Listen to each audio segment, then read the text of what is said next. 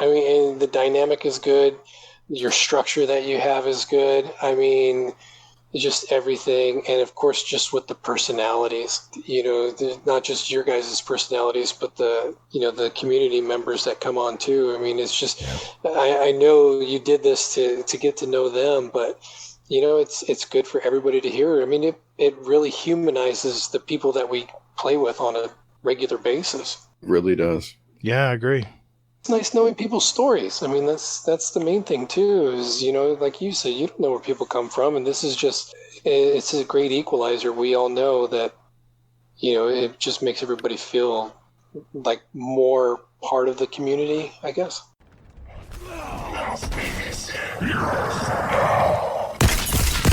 Guardian down.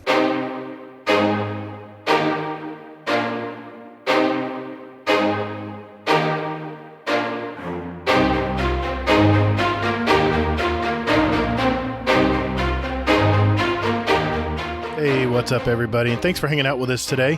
Welcome to episode 54 of Guardian Downcast. We're a couple dads that talk about all things in the Destiny universe and interview content creators and community members to find out more about them. I'm your host, The Gator. And my co-host, Hazel, is here as well.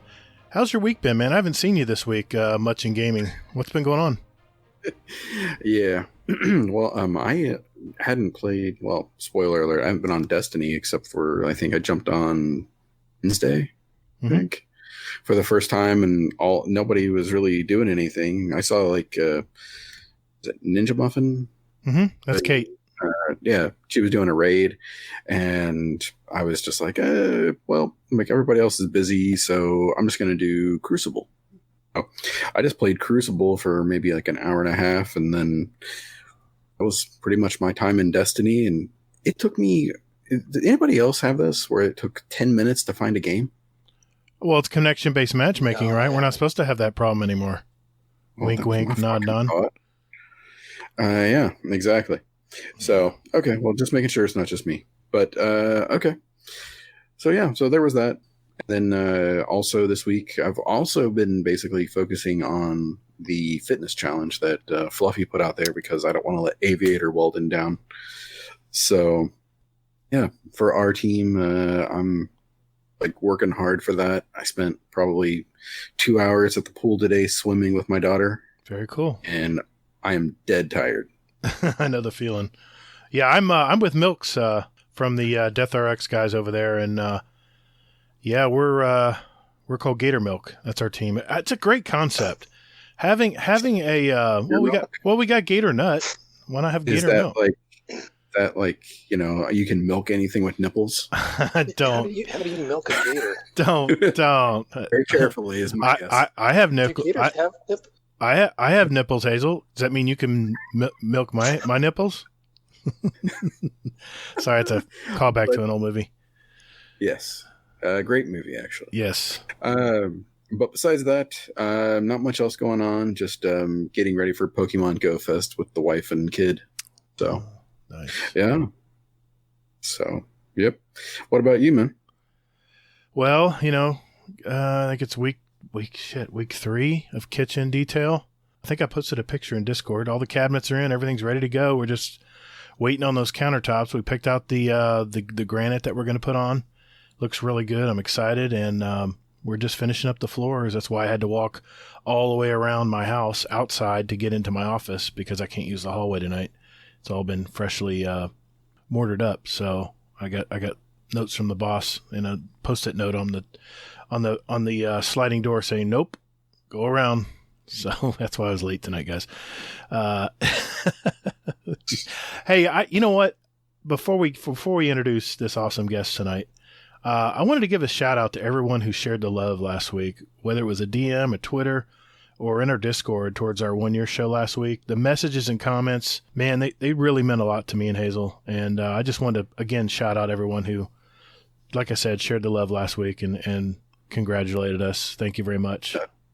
And even the people that like messaged us afterwards and said, "Oh my God, I forgot to do that. I'm so sorry." And that, even that just still meant a lot too. It did. It was, what's funny is the last one in the show was Laz, and he messaged me after the show had already recorded, and I said, "Dude, send it, and I will put it in at the very end." And we won't be able to say anything about it, but thank you, Laz, for your message last week. Now that we are back on the air.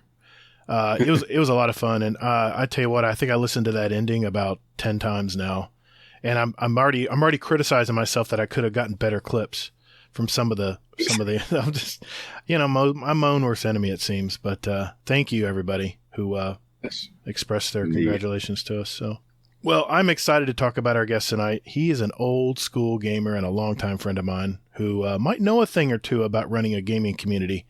Our friend of the show and our Discord, Jughead, or as we call him, Craig. How you been, man? Doing really well. I'm excited to be here. Today after work, I went out, saw my barber, got a haircut, got a beard trim, wearing a nice button-down shirt. Just so I'm good for this. Yeah. Damn, too bad we don't have cameras. That sucks. Well, because it's the internet, I'm not wearing any pants. But... Me neither. Hey, are we best? Did we just become best friends? Yep. Wow, I'm really glad we don't have video. Measuring things. It's from the neck. I'm basically a human mullet right now. Business hot party down below. Oh man, that's too funny. Not without a shirt on. Well, no, I'm wearing a shirt. Nice button-down shirt. It's my best. I'm a mullet without that. Without my shirt on. Oh. This is going to be a good night. This is going to be a good night. I got a good feeling about this. So just an overview of tonight's show, folks. We first want to find out more about Jughead's story. Then he's going to try his luck at our new and improved Fast Fire segment we call the Speed Run. Following that, Hazel's going to bring us the latest news via the TWAB for the 7th week of Season of Arrivals. Damn, 7 weeks. And we'll maybe talk some more Destiny and maybe some other gaming news that went on this week of some interest.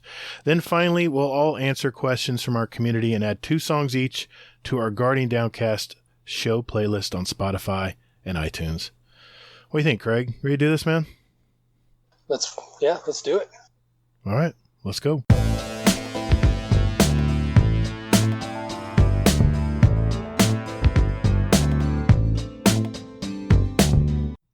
Oh, shit, man. Damn, I wish I had that recorded. Well, Jughead, Craig, tell us a little bit about yourself. Let's start with this. Where'd you grow up? And, what was your childhood like? I grew up in Southern California, Riverside, California, which is, it's the Inland Empire right there next to San Bernardino. About an hour away from LA, about 20, 30 minutes away from Orange County, so you can be in LA in an hour. You could be at the Orange County beaches in a half hour. Back then, you could be there in a half hour, but nowadays there's just so much traffic. It takes you an hour to get just down the street to the grocery store. And, all in all, I had a pretty typical childhood like any kid who grew up, back in the 80s, outside all the time, riding bikes, just hanging out with friends. There was no internet, so, you had to find things to do. Not to say that the internet's a bad thing. It's a wonderful, wonderful thing. It's just we just were kids, just kids back in the 70s and 80s. Well, let me ask you this, Craig. Did you play in the gutters in the street when you were little? No, I grew up in a rural area, so okay. There were no gutters. Dude, but when it would flood, we'd play in the puddles, and we'd ride our bikes through the puddles. You get that streak up your back from riding your bike in the rain. Yep, you didn't have a tire guard on. Yep, I remember those days. Yeah, you didn't have a fender, so you get that streak up your back, and your mom would get all mad at you. It's like, it's the second pair of pants that you ruined in a week. Oh yeah, Sorry, we get our ass kicked. Yeah, that's for sure. And we'd be floating boats and stuff down the, when after a nice afternoon rain in Florida, we'd float little boats and stuff in the gutters as they were flowing. It's pretty cool. But let me ask you this, Hazel. I know you're on deck. What do you do for a living? What do you do to make ends meet these days? I am a residential construction estimator. I specialize in insurance claims and insurance restoration work, fire restoration, water restoration, different things like that. I work with insurance companies. I work with homeowners, just try to get their house back to where it was before, and try to make everybody happy in the meantime, try to appease the homeowner and appease the insurance company at the same time. It's not always an easy task, but we get through it. Luck with that. Yeah. Very cool. I've become very good at it. I've been doing it I've worked for this company for 9 years, so I've become I worked up good reputations with the adjusters. Nice. Even with the homeowners, worked up good reputations in town with the homeowners. The boss is happy with my performance. I mean, obviously if he's kept me around for 9 years. So, I must be doing something right. You know what I mean? Yeah. So, Craig, tell us a little bit about, your family life now. Kids, family, wife. Yeah, I'm married. I've been married for 21 years. Nice. This is, don't tell everybody, but this is my second wife. The first one was short and sweet. My oldest, I've been married for 21 years, and my oldest is 21 years old. So, you do the math. And I have a younger daughter. She's 13, and junior high, just turned 13, and is the quintessential moody 13-year-old. Enjoy that. Yeah, I thought it was going to be easy because our first daughter, simple. I mean, it was like one of those. She was her own worst enemy. We never had to punish her. She'd punish herself. This one, she's complete polar opposite. She's, forgetful. Is the one that you're telling to do the same thing over and over and over again. She's trying to learn how to cook. She burnt macaroni and cheese. I don't know how you burn macaroni and cheese. The directions are on the frickin' box. How do you burn macaroni and cheese? But she tries, and I love her for it, because, it's not like she just gives up. She just keeps plugging away at her pace. Sure. Well, where do you, what state do you call home now? Arizona. I've been out here since 97. I moved out here again with my first wife. She was the reason I moved out here. And then she decided she didn't like it, and she was going back home to California. And just left me out here. Wow. So I decided to stick it out, and then that's when I met my wife now, and she and I just hit it off, and her family was all out here, and so we just started our own family. How do you deal with Very that cool. heat? How do you deal with that heat, dude? I was in Arizona briefly, and it felt like someone had a blow dryer in my face. Yeah, it's like living in a convection oven, especially where we live, because it doesn't only get hot, it gets windy. Yes. And so it's just a hot wind. My daughter calls it the hot wind from the south, and then she snickers after she says it. I got that joke. I got it. So, it's like living in a convection oven. And today wasn't too bad. It was only 107. But, I mean, it's because we've had some cloud covers because the monsoons are starting to come in. So our humidity level's going up. But I think it was two Sundays ago, it hit 123. And, I think it was on the same day in Death Valley, it hit 129. And I've seen it hit 131 here. The first year I moved out here, I was living in a house that had one of those thermometers on the patio, one of those dial thermometers that went up to like 150, and I was like, what do I need that for? And then it hit 130. I was like, oh, okay, that's what I need it for. And it was like 131 for 2 days straight. Transformers were blowing out. Oh my God. Old people were having heat, exhaustion. Sure. Because I live in a small town right on the Arizona, California, Nevada border along the Colorado River. Oh, okay. And there's a lot of retirement people, a lot of retirees that live out here. They relocate out here. In fact, that's our motto, home of newlyweds and nearly deads. Well, that's one of the mottos. The other one is, Bullhead City, come for the meth, stay because you traded your car for meth. When I flow over Phoenix, it's a coin toss. It's a coin toss. If it's a flip, it's heads or tails. But when I fly out of California, I always fly over Phoenix, and I never have seen a state with so many pools, man. It's like you almost have to have a pool if you live there. But I imagine the pools get hot too, though. I don't know. They do. I mean, they do, and that's why all the pools you don't really see those, because sometimes you see those dark bottom pools and stuff like that. You don't see all the pools out here are white. Oh yeah. So that way it just doesn't, it reflects the heat. Right. But Phoenix, and then if you think about it, actually Phoenix is the fifth largest city in the United States of America. So really, I mean, there's got to be some draw here. I mean, and Phoenix really is a really nice city. I mean, they've done a really good job even keeping it nice and clean. Downtown, it's really clean in downtown Phoenix. Nice. Very nice. A lot of homeless people, but I mean, you get that with any major city, and not that that's a bad thing, because they have missions and YMCA and stuff like that does a lot of community outreach. So that's why you have it. But because it's so close knit down there, you just walk down the street but people just leave you alone, and everybody's just doing their own thing, going about their daily business. Right. Yeah. Yeah. You definitely didn't sell me on going to Arizona. It's only really hot between the end of June through about the end of September. I mean, so for 3 months, I mean, it's really hot. I mean, and I say 105 today, 105, 107. I don't remember exactly what it was, but it's really different because of the humidity level. I mean, when you're only at 5-10% humidity, 105 feels really nice. I mean, even when it's up to 90, I mean, there's a couple of huge hiking trails down in Phoenix where, I mean, they'll go out 80, 90 degrees outside, and they're out there hiking up these mountains. You got South Mountain, Piestewa Peak, Camelback, all of those hiking trails down there. And I mean, people will be out there 90 degrees just hiking up and down that hill all day long. Let's see. It was 82 this morning at around 9 a.m.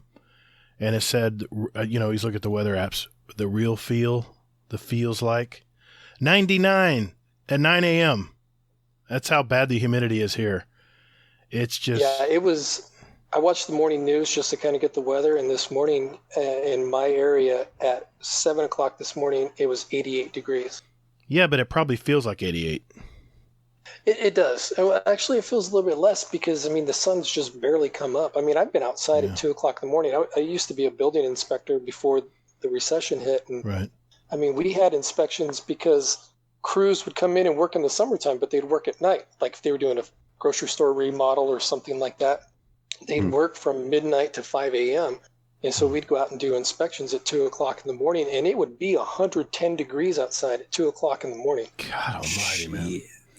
Jeez. I don't get it. I understand humidity's lower. And when I was in Arizona, Nevada, if you didn't drink water, you get dehydrated really fast. And you would, if you didn't, and you didn't always sweat, it would just come out of your pores. It was really weird. I wasn't used to it, and it caught me off guard, and you get a little dizzy. And you got to be careful. Well, that's what they tell you. They tell you to drink even when you're not thirsty. Always drink water. And I keep a refillable water jug in my truck when I'm at work, and even sitting at my desk. I mean, I probably drink about 3 or 4 of those a day just to stay hydrated. But yeah, you don't really, I mean, you do sweat, but you don't because it evaporates off your skin so fast. And even when it rains out here, if it rains and we don't get a huge monsoon, the rain will actually evaporate before it hits the ground. Oh my God. I mean, yeah, I mean, it'll hit the ground, and you'll see it in the clouds. In the clouds, it'll be raining, but it just won't touch the ground. It just evaporates. So I'll refer back to my first comment. It's like a blow dryer in your face. It is crazy. It's so crazy.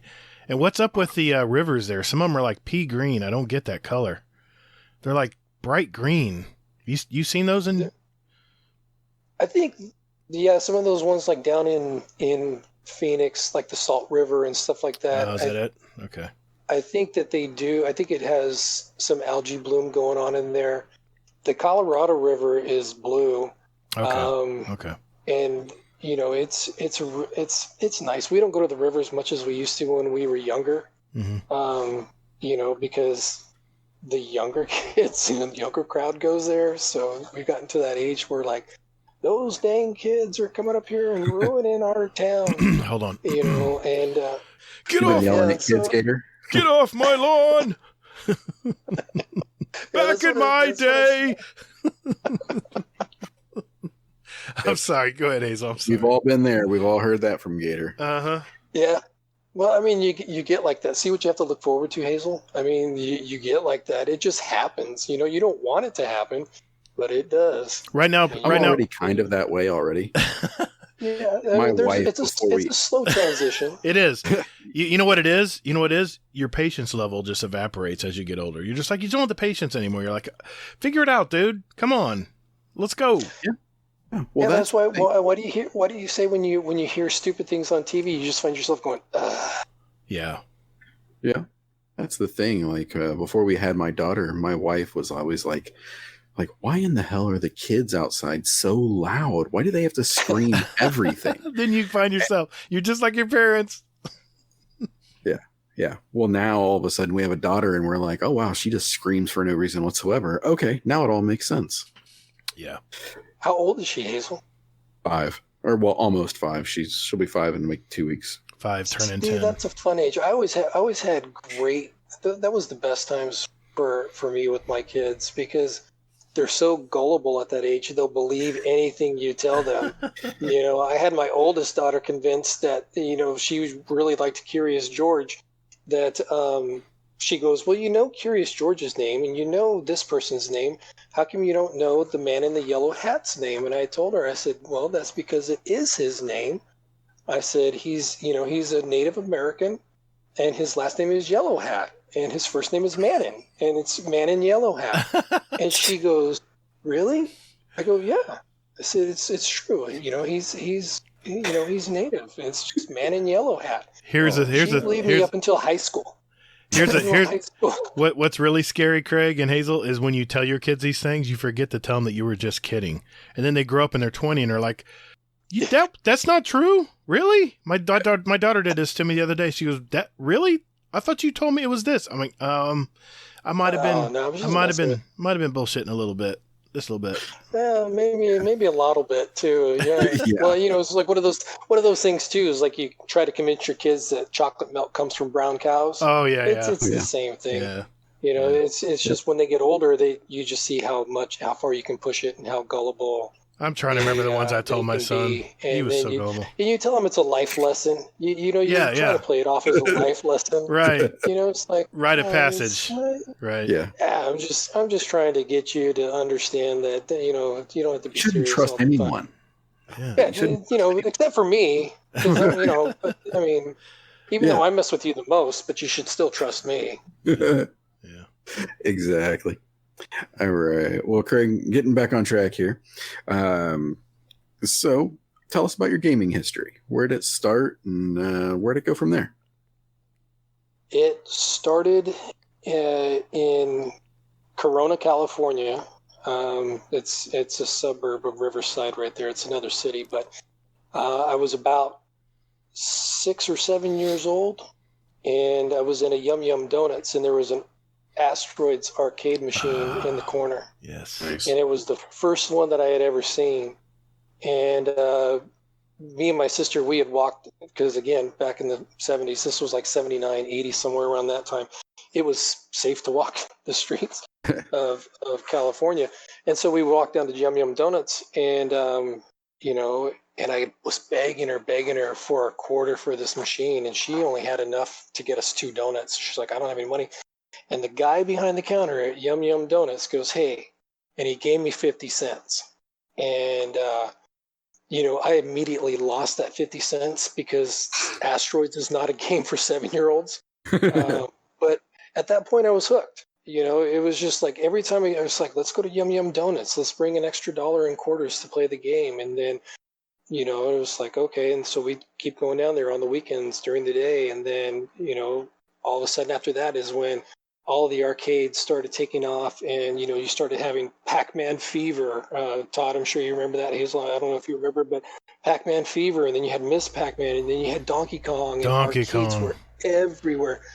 Centipede, Millipede, Galaga. Tempest. You know, Joust. Yep. Tempest. Oh, Tempest was the best. Oh, Berserk. I love that game. Berserk was the best. That was good, too. You know, and then all of a sudden these games just got bigger and brighter and faster and just, you know, and then it just died. I mean, the home consoles came out, And, my first home console was an Atari. My mom scraped together money for us. We didn't have a lot. We were a single working family growing up. My mom did the best she could. And she scraped up some money and she got us an Atari 2600, which I still have to this very day. What? And it still works. Wow. I still have it. That's probably what, 1982 maybe? I think it was probably later than that because I think ours is that all black console. Oh, you got the upgraded ours one. Ours didn't have it, and it came with Pac-Man. Okay. So I think it was the all black. I think they call it the Vader console or something like that. And it's somewhere down at her house. I just haven't had a chance to go down there and find it. I would love to have my own system. Yeah, I have that one. I still have my original NES. That still works. I get the blinking light. I need to get a new 72-pin controller. Yeah, I still have. I'm sitting here looking at it right now. I have a GameCube. I know you guys said it was the ugliest console ever, but I have a GameCube. I didn't. He's the one who listens to the show. I've had two Wiis. In fact, I just unhooked the other Wii because I just got a new TV this week. My television panel started going out in it. I have my PlayStation 2. I have two PS3s. I have one of the old fat PS3s that's backwards compatible all the way to PS1. Nice. I have two 360 Slims. I have PS4, PS4 Pro, Xbox One, Xbox One S, Minecraft Edition, and I have an Xbox One X. I'm gonna start calling him jealous.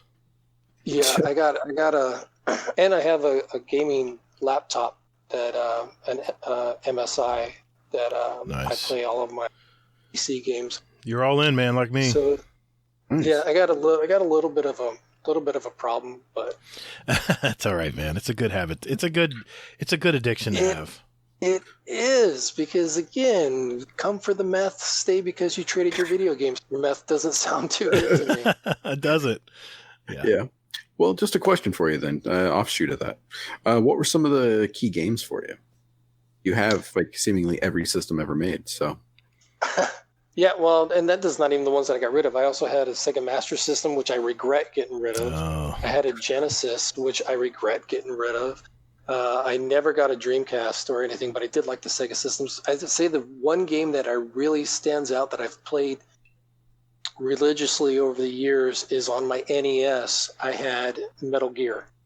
Nice. And I played that game to completion the first day I had it, which was really rare because my parents restricted me to 1 hour of gameplay like 3 times a week. How? That game is so long, man. How did you do that? It was a lot of sneaking around. It was a lot of late night. My dad bought me a small black and white TV. I played it on black and white. Did you have it? Did you have your TV under the covers? I did. I had a big thick blanket. That's and I awesome. put it under there, and I'd turn it down really low, and then every time I hear a noise, I'd pause it real quick.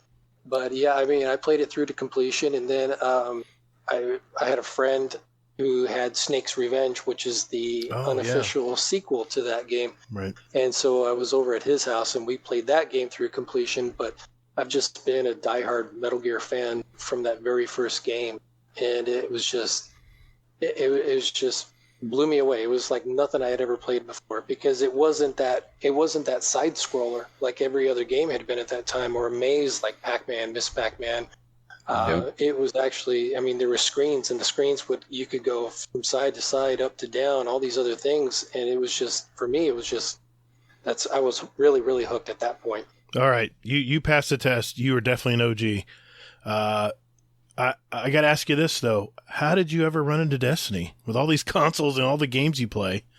How did you first run across Destiny? I saw the ad. I think it was like E3 or something like that. And I mean, I wasn't a huge Halo person. I mean, I played, what was the Halo that I have? Reach. Yeah. I played Reach and I enjoyed it. And but I mean, it didn't hook me. I didn't care for the multiplayer. I tried playing the multiplayer, but I didn't really care for it too much. Plus, at that time when you play Halo and Reach, the Xbox Live community was really toxic back then. I mean, you get hate mail all the time, and it was just one of those things. Being a casual gamer, you don't really want all that hate mail. I mean, you're not really going out there to try to be, the best of the best. Or at least I wasn't. Right. And so I mean, I wasn't a huge Bungie. I knew who Bungie was. I knew they did Halo, but when I saw Destiny, I was like, well, this is something different, because this has got that Halo feel to it, and I like the space feel to it. It seems a lot better than Call of Duty, which I was completely getting out of because me and you both. Talk about a toxic community. I was sick of it. Yeah, and so I mean, it was just like, and this is story mode. You can play the story mode with friends, which wasn't something that you could do before.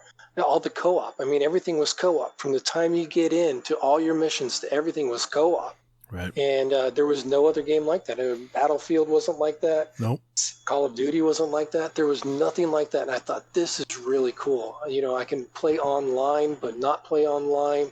I could be with friends. I could play solo if I wanted to. Right. And that was just a huge draw to me because I got started late in online gaming. I didn't start playing games online till around, I say late, but it was probably around 2009, 2010. Okay. And, my first game that I played online was Modern Warfare 2. Yeah, and, that was me too. That almost threw me off of online gaming. That almost said, nah, that wasn't for me. Yeah. But then I got into Battlefield Bad Company 2. Oh, it was a completely different animal. Yeah. Fell in love with it. And that was that from there. I still think back to all those hours we put into Battlefield 4 and Battlefield 3. All the times we would meet up every night and play, and you could just get lost in those giant maps. You literally transformed and were in battle. I really hope Battlefield comes back. I really hope they do, and I hope they really, knock it out of the park. But I mean, there's always hope for it. I mean, it just depends on what, because Battlefield that's an Activision studio, correct? No, it's EA. It's EA, yeah. EA, and well, it was that's DICE. might as well. DICE was the maker. That's Activision's shady cousin right there. Yeah, yeah. It's unfortunate, but that's their parents. They can't pick that. But I mean, for me, the best Battlefield game was Bad Company 2. Yeah. I mean, and I do like Battlefield 3 and Battlefield 4, but Bad Company 2, and that's where I started, and that's where I started getting into the clans. Right. Was on Battlefield Bad Company 2. I was looking for gamers my age to game with. I figured I can't be the only one. I can't just be about these kids and they're screaming in the mic about the nasty things that they did with my mother. I mean, there's got to be guys out there whose mother's the same age as I am and realize that she was a saint and she would never do those things. Yeah, it was the bottom of the barrel, dude. It was the bottom of the barrel. Well, before we get off the Destiny topic, is there a favorite moment from Destiny? It could be one or two. Looking back, I guess, to 2014 when it first all started? Can you think of a moment that you maybe definitely comes to your mind? It could be even by yourself. It doesn't have to be with a group.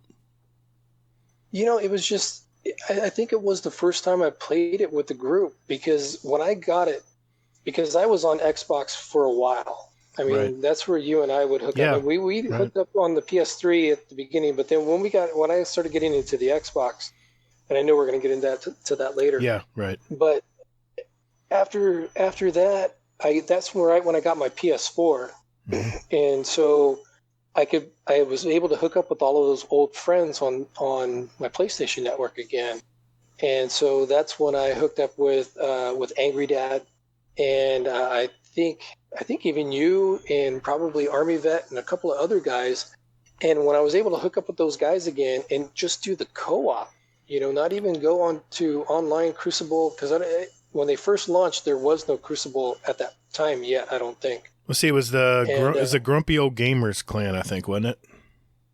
It started out as the OFC. Oh, I meant fast forward past all that. We're going to talk about that. Oh yeah. But when Destiny first came, I think we all had like a Facebook group called Grumpy Old Gamers or something. Yeah, GOGs. Yeah, Grumpy Old Gamers. Yes. Yeah, GOGs was the gamer tag. And it's GOML is our current clan on Battlefield if it ever comes back. You have to get off my lawn. I think I'm a member of that one too. Yeah, Hazel's seeing a pattern here. Yeah, exactly. You were old before you were old. Yes. Nice. Yes. So, well, that's cool though about about playing that your first experience then with like other people and that in Destiny as being your moment. That's really cool. Yeah. So, without further ado, just because Gator's chomping at the bit to get to this, I think, what gaming communities have you been a part of? The first one that I was a part of was OFC, and that was the Over 40 clan. And again, that was back. I was looking for like-minded people to play with for Battlefield Bad Company 2, because I really wanted to play online. I played online solo, hated every minute of it, just kept getting my ass handed to me. Mm-hmm. So I said, I got to team up with somebody, and these kids just aren't cutting it. And so I went on the forums, and I saw that it was in there. I was looking for older gamers, different things like that, just all the keywords that I can think of, and this popped up, and I thought, I'll give these guys a shot. And funny thing is that I think it was the same year that I joined the OFC was the exact same year that Warcry joined the OFC, because I think he and I both came off of those Battlefield Bad Company 2 forums, because I remember seeing him on there and thinking, that's a pretty damn cool gamer tag, Warcry. And then once I got to playing with him, he gave me the history of it, and I thought, that's really cool. That's a lot better than my lame gamer tag. And so, I just joined up with those guys and played Battlefield Bad Company 2. And, even every once in a while, we'd get in and do a Modern Warfare 2 clan night.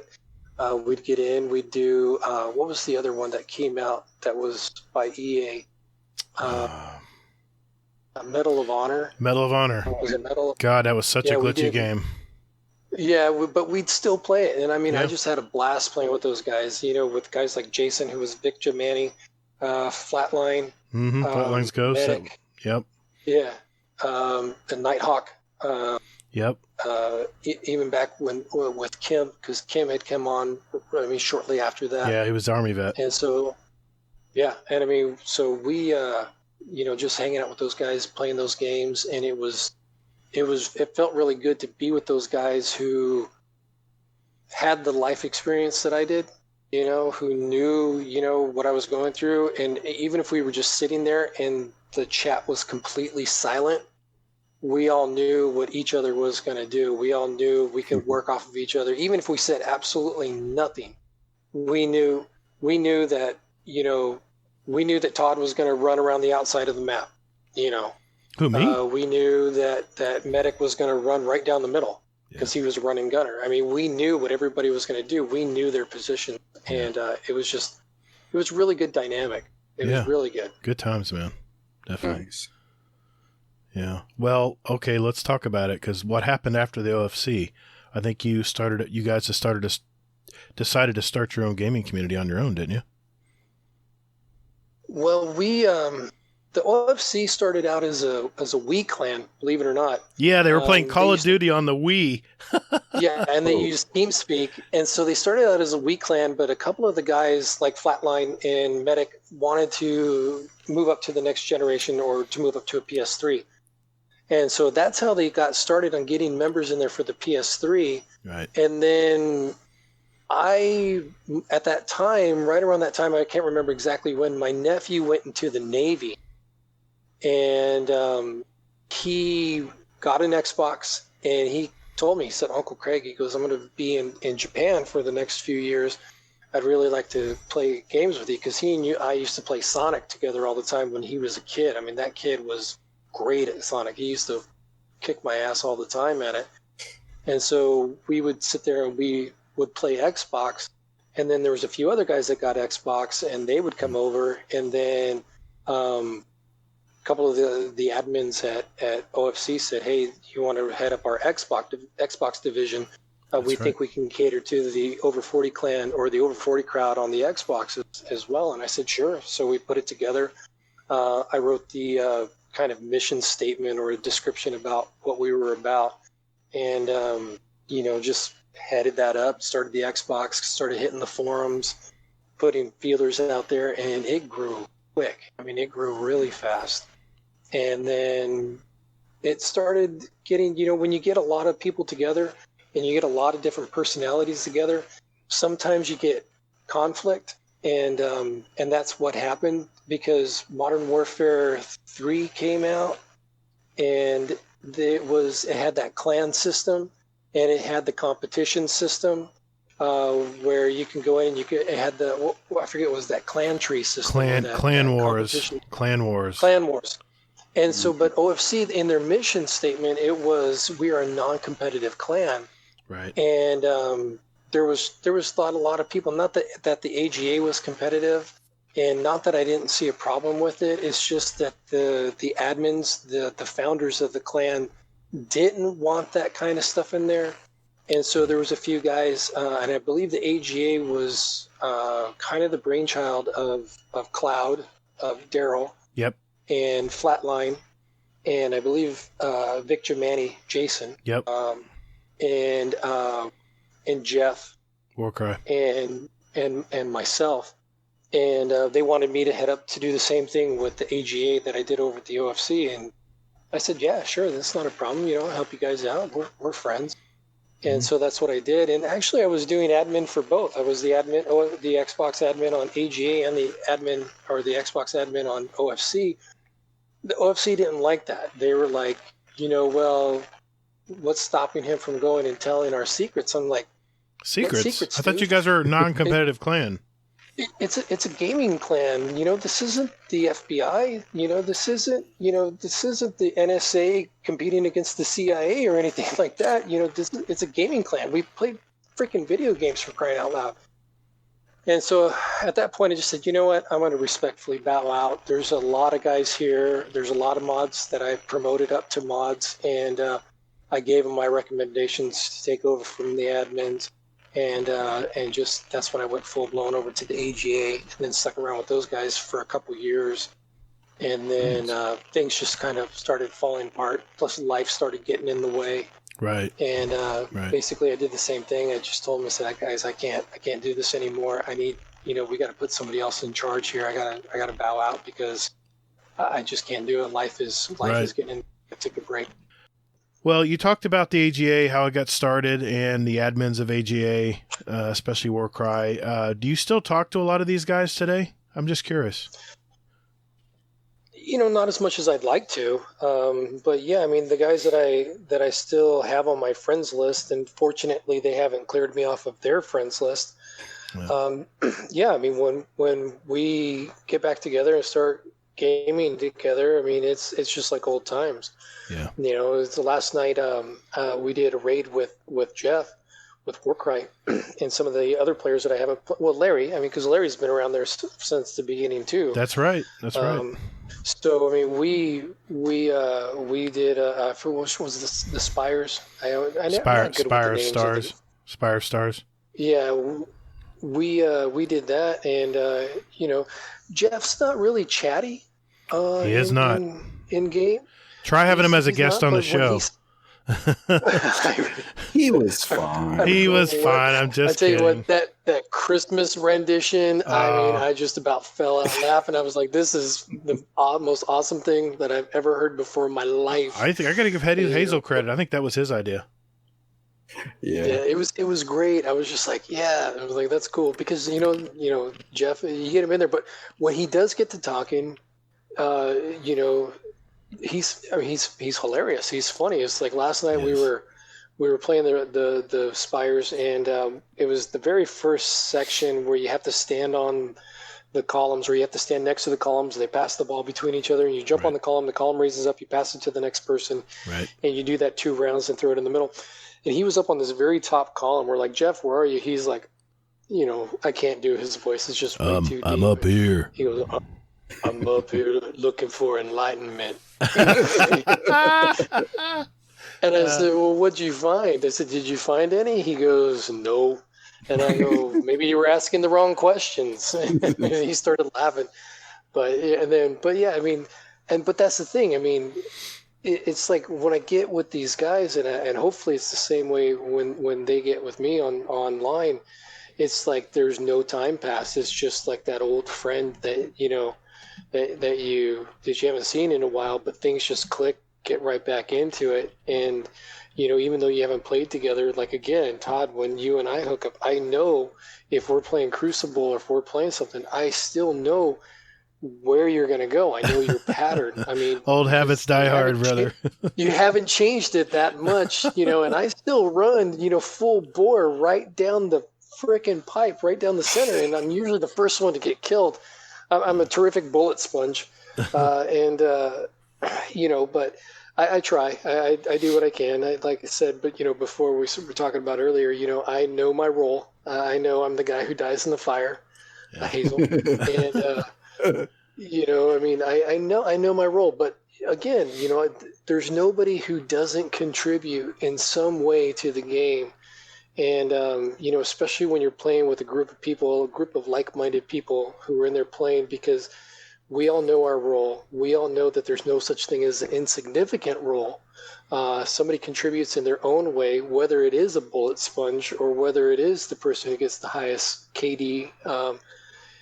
And I mean, for me, that doesn't matter. I just like being in there, hanging out with my friends, my TV friends, my wife calls them, and and just chit-chatting and just cutting up and just.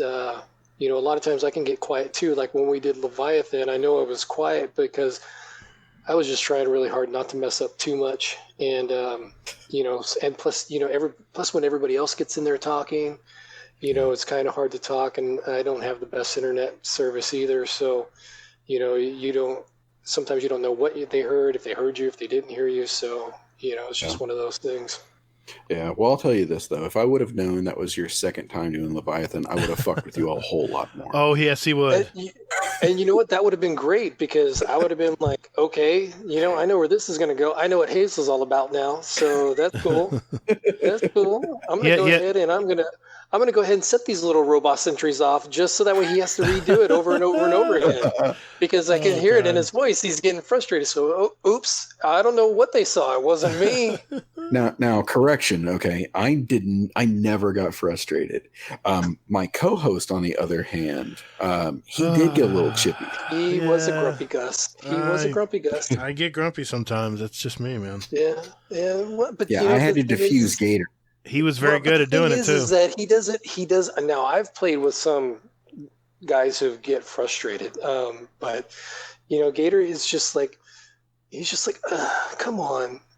And it's not, it doesn't really, I mean, I've had guys that are sitting there yelling at you in the mic, who just like, you're doing it wrong. And I'm just like, I'm sorry, I'm doing, what I can, the best I can. But, Gator was very helpful to me. At least I thought he was helpful. I know he thought he was getting frustrated, but I mean, it is what it is. Well, as you raid more and more, Craig, you'll realize that it's a process, man. It's a process, and once you do, the more you raid, you'll realize whether you're with total strangers or whether you're with friends, you still have to fall. You have to make mistakes, and then it's just that I can't remember that I was listening to it on YouTube. It was some TED Talk. It was talking about the Mario effect, where you learn how to do stuff and you learn a lot faster just from making mistakes, and that's the way raiding is. And that's what I tell people. Hey, I don't know this mechanic, but let's get some reps in.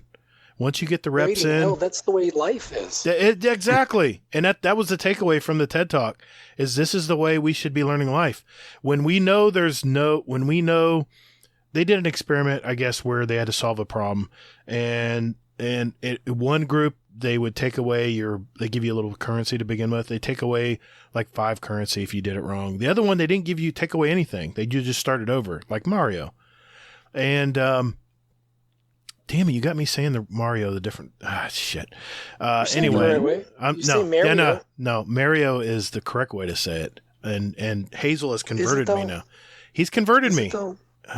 Is Mario the correct way? He's saying GIF though soon. Because he says, it's a me, Mario. He doesn't say, it's a me, Mario. No. So if he says it, then I think that would be the right way to say his name. Right? I mean, that's the way he's pronouncing his own name. My point is that rating and gaming is a process. Even when you're playing Crucible, if you watch stuff back and you watch where you make your mistakes, it's just like life, man. Except people take life too serious sometimes, and they got to realize that failing and falling on your ass, it's what it's all about, man. It's the only way you're going to learn. And it's the same with rating. It's the same with anything. And when you make a mistake, I've been with some people who are so freaking uptight. I mean, you make one mistake and you're like, fuck this, I'm just out of here. This is too much pressure. I can't deal with this. And I've been Me too. I've been with guys like that before, and it's just like it's just not fun. And that's what we play this game for. Not just this game, but this is what we play every game for, is to have fun. This is our rest and relaxation. This is what we do to blow off steam. You can't kill people in real. I mean, you can, but you get in a bit more trouble. Right. And so you kill virtual people. You take your frustrations out on it. You use guns that you typically wouldn't use, in the real world, and you experience this, whether it be virtually, right there on a screen in front of you. It's a great stress relief, especially because, like you said, with the mistakes that we make every day in our life. And I just got to say, if being smart is based on how many mistakes you've made, I'm freaking Albert Einstein over here. But if that's what it is. For us, it's a stress relief, or it should be. And if you don't feel pleasure or relief of stress from playing the game, then hey buddy, maybe it's time to step back and maybe try macrame or something like that, because I don't think this gaming thing's working for you. Well, there's a reason they call old people wise, old and wise. It's because we made all the mistakes that you haven't made yet, and we've learned, and we've become wise. I'm like, hey, young person, don't do that. Take it from me. I did it. And then, I fucked up. And then at that point, when you're old, you just don't give a shit. You're like, hey, I'm going to make a mistake. Who cares? It's like these people that I call them the blue hairs in Florida. They just pull out. They don't even look. They just pull out. Say, well, if today's my day, fuck it. And they pull out, and you're like slamming on the brakes. That's just it. But that's just it. They pull out. Today's my day. It's not their day because they're always driving a 60-foot motorhome. So, I know. No, it's not going to be my day. It'll be your day. It's going to be my day. So yeah. All right. They got the mommy and poppy are in their cars, in their motorhome, 40-foot Fleetwood. They got the little Geo Metro towing behind it with the bumper sticker. Exactly. Yeah, I'm go where I'm towed on the bumper sticker. It's like, come on. I go where I'm towed. I haven't seen that one. That's awesome. My parents used to do that. They still do it occasionally, but they tow like those little Ford Escapes or something behind it. I can't remember. But I got to ask you, dude. It's come to that time of the show, dude. What's up with the gamer tag? Well, the one that I use on PlayStation, the FTMOMESA1, it's an abbreviation of the town that I live in. I live in Fort Mojave Mesa, and it was one because I think at the time they said you have to put a number in there. Right. So that's all it is. It's just a shortened version of it's Fort Mo Mesa 1. It's Fort Mojave Mesa. But we all know you as Jughead. Yeah, Jughead. Now, Jughead was anybody who remember I told you my parents would only let me play 1 hour of video games. Right. Well, my parents, not that they were really strict, but they had certain rules, and one of them was that they didn't really buy violent comic books. And so if I wanted to read Batman or Captain America or Avengers or anything like that, I had to go to a friend's house and read those comic books. But they would let us read the wholesome comics, like Archie. Yes. Archie and Friends, Josie and the Pussycats, Right. Betty and Veronica, and all that. And so in Jughead, I always thought he was I don't know if I related to Jughead, but he was that guy he wasn't like Archie. He wasn't, trying to be popular, or he wasn't trying to, get with two chicks at the same time. Because if you go back and you read it now, that's kind of what Archie was doing. Yeah. He was a player. He was a player. He wasn't fighting with Reggie. He wasn't, Moose and Midge and Ethel. And plus he had a dog, and that was cool, Hot Dog. So, yep. I just kind of like he was just like his own man, plus he was totally in love with Betty. And if you go back and read it, you could see that. Mm-hmm. And between Betty and Veronica, Betty was the cutest one. But, so I just kind of, just, I don't know, again, I don't know if I just associated with him better, but I just liked that character because he was also seemed like the smartest or the wisest of everybody in his gang. And, so that's where I just took it from. I just took Jughead, and then also, and honestly, I didn't think about going to Jughead until I was watching Lost. The bomb that they found on the island was called Jughead. And so at that time, and then it went to Jughead and that was also around the same time that I got my Xbox 360. And when I started my Xbox Live account, I chose that name, Jughead, as my Xbox Live gamer tag. And that's how Jughead came about. And then I've just kind of used it, since then. I do not know of this show Lost. I don't know what you're talking about. Dude, that was like one of the best shows ever. Yeah. Thank you. It was like, what's in the hatch? Please don't get him started. Leave me. Don't get him started. What's in the hatch? I gotta know what's in the hatch. Oh, come on, man. And you find out what's in the hatch, and then you're like, okay, so what's this now? Yeah. That was it? That was all that was in the hatch? Yeah, they lead you by the hand. The polar bears? They would never. Why are there polar bears here on Hawaiian Island? Why are there polar bears? The fuck did a horse get on the island? Oh, Jesus. I know. I was totally, they called it Lost, not because they were lost, is because when you were watching it, you were completely lost. You're lost. You didn't know what the hell was going on. Yeah, it's like, what is this? I don't understand. Did I miss something, honey? Did I miss an episode? What the hell's going on? No.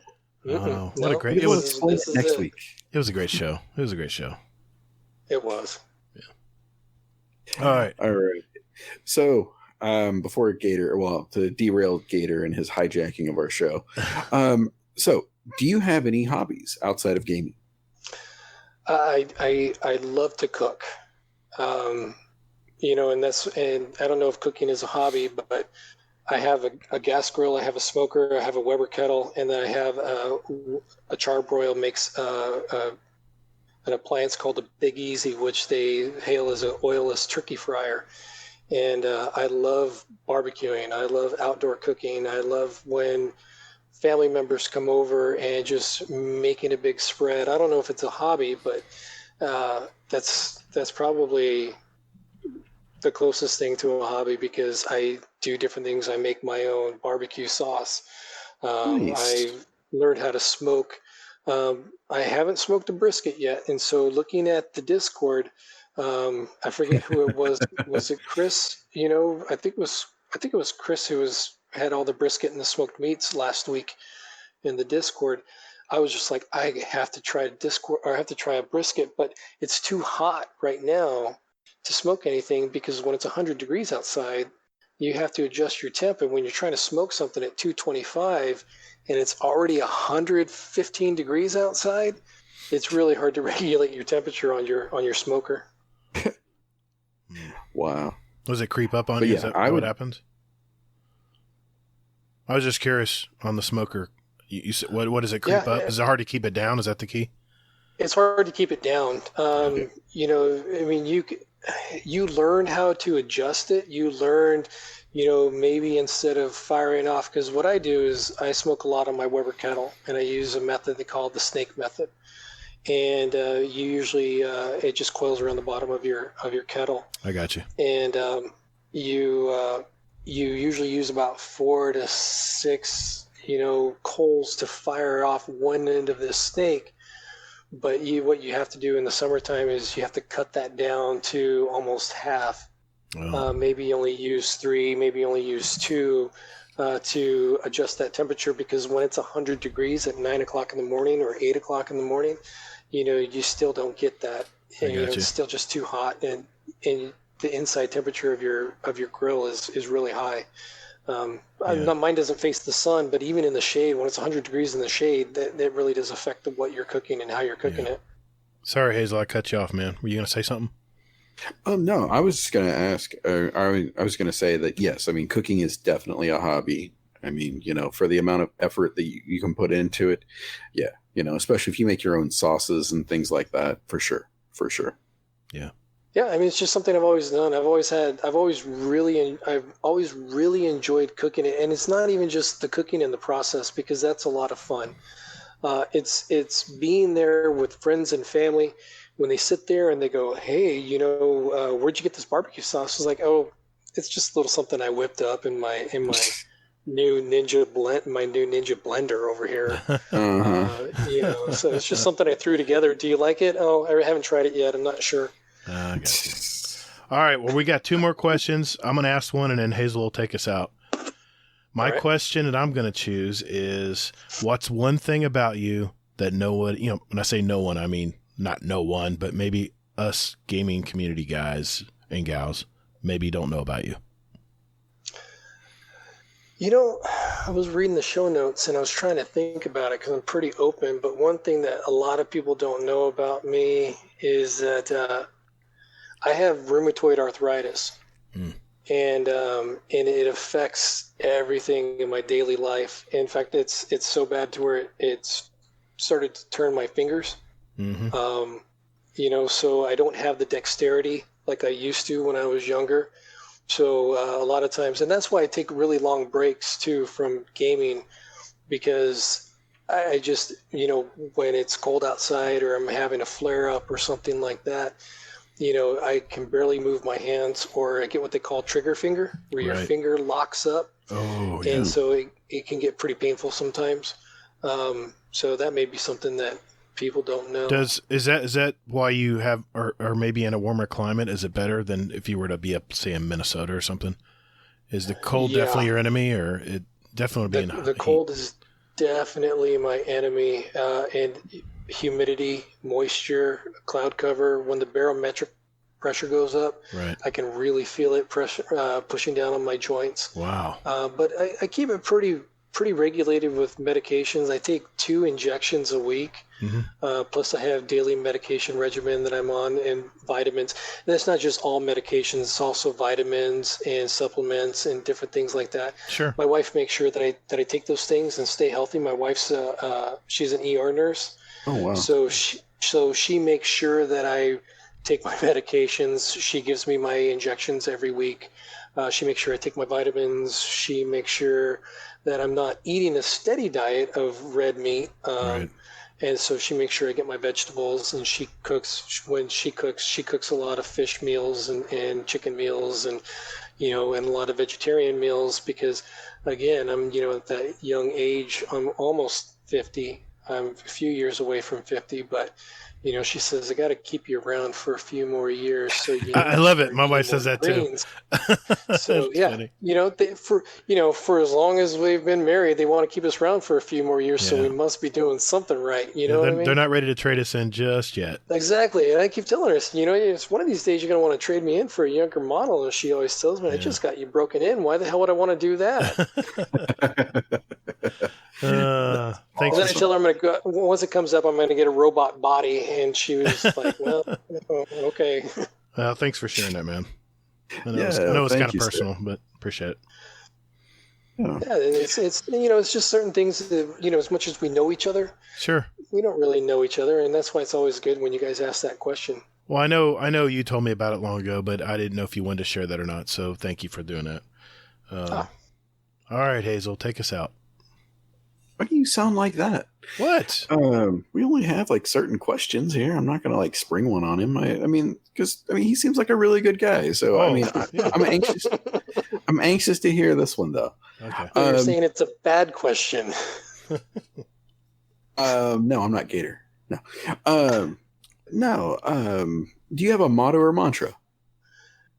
I do. Kiss. Keep it simple, stupid.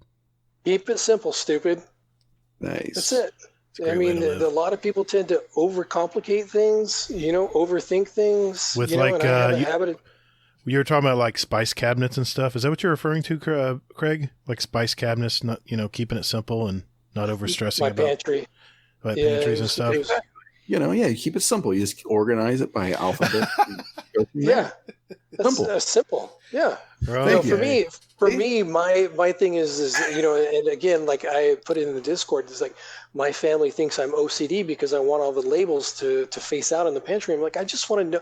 You know what? Out of everybody who lives in this house, I'm the only one who didn't grab cream of mushroom thinking it was chicken noodle soup. Right. So it's important to have those labels facing out. For the record, that went so wrong than I thought it was going to go. Oh, well.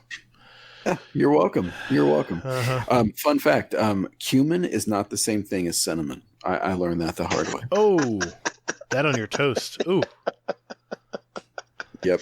Yeah. Cumin on cereal, not good. Well, cumin. Craig, from the bottom of my heart, man, thank you for sharing your life with us a little bit. We appreciate it. Thank you so much. Thank you so much. And that's what I came on here for. I think it's time for that speed run. Nice. All right. We'll do it right after this. Call the Praxic Order, call the Thanatonauts, the Ginseng Scribes, call everyone so they can witness you. All right, boys and girls, it is that time of the week.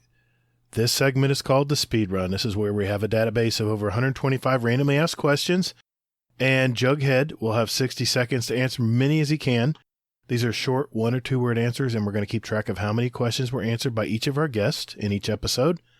The questions are randomly asked, so no one can really memorize the order, and you have to answer quickly whatever comes to mind. At the end of the year, the guest with the most questions answered will win a cool prize. Tonight, I'm going to ask the questions as usual, randomly from our list. Hazel is our timekeeper, and QCE. In the event of a questionable answer, the decision will be Hazel's. So, Sen and Kingsley Mac are still the leaders. Yes, co-leaders, Kingsley. Co-leaders at 26. So, what do you think, Jughead? You ready to do this? Yes, sir. Let's get this going. Let's see if I can't break 20 at least. Just have fun, dude. Just have fun. This is mainly to have fun with our guests. It really is. So, mainly. And our gaming competitive spirit kicks in, believe me. Yeah. Plus, don't worry about the prize at the end of the year. Yeah, don't worry about have fun. Just have fun. Just worry about beating don't keep your eye on the prize. Yeah. Just remember that there's a prize. Yes. Exactly. Exactly. All right. Here we go. 3, 2, 1. DC or Marvel? DC. Vader or Yoda? Vader. Human, Awoken, or Exo?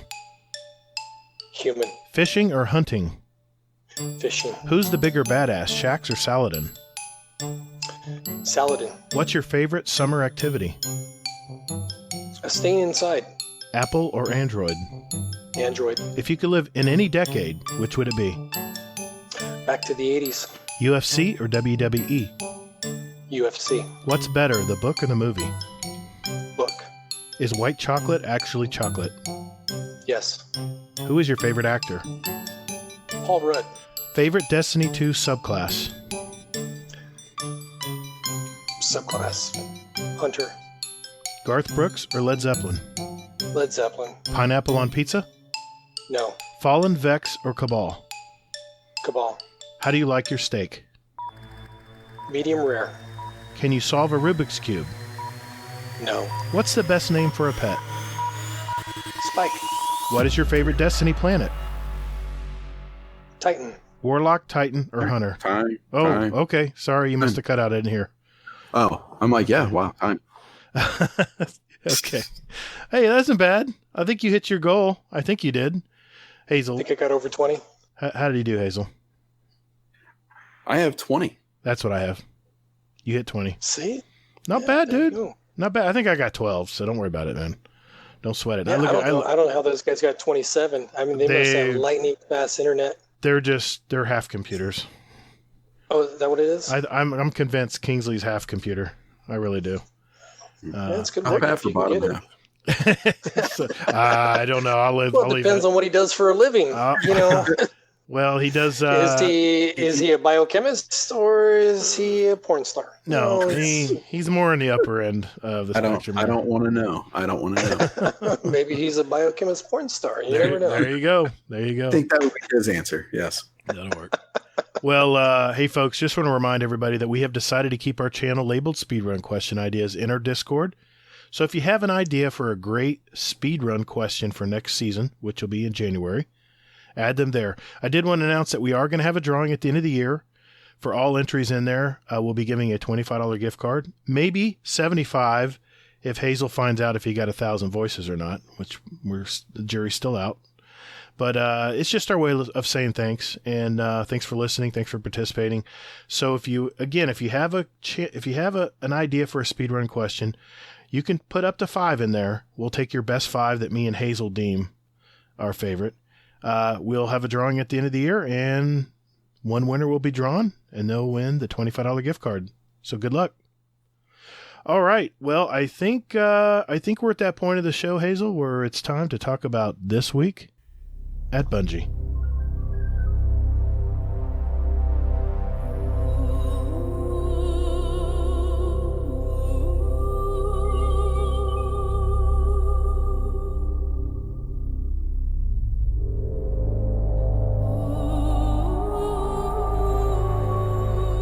Okay, this week at Bungie, what do we got this week, Hazel? And don't say nudes. Don't say nudes. It takes me back. Yeah, it does. No, those are on Instagram. Oh, possibly. Mm-hmm. Maybe something moist for Chris 3711. Wait a minute, you're not supposed to say that word. That word, moist. Okay. Oh, I'm not supposed to say moist. Sorry, I'm not supposed to say moist. Damp. You say damp. Damp. Burning Wing. Even better? Damp. Burning Wing is jumping up and down in his seat right now. Yes, I've converted him. Chris is like, all right, fast forward. Yeah, exactly. Maybe we could change it to Damp Wing. Oh, God. All right, sorry, Hazel. Go ahead. We'll leave you alone. No, you're good. All right. So, pretty much, cool thing is on Tuesday, Bungie's going to be doing a developer deep dive into the Prophecy Dungeon.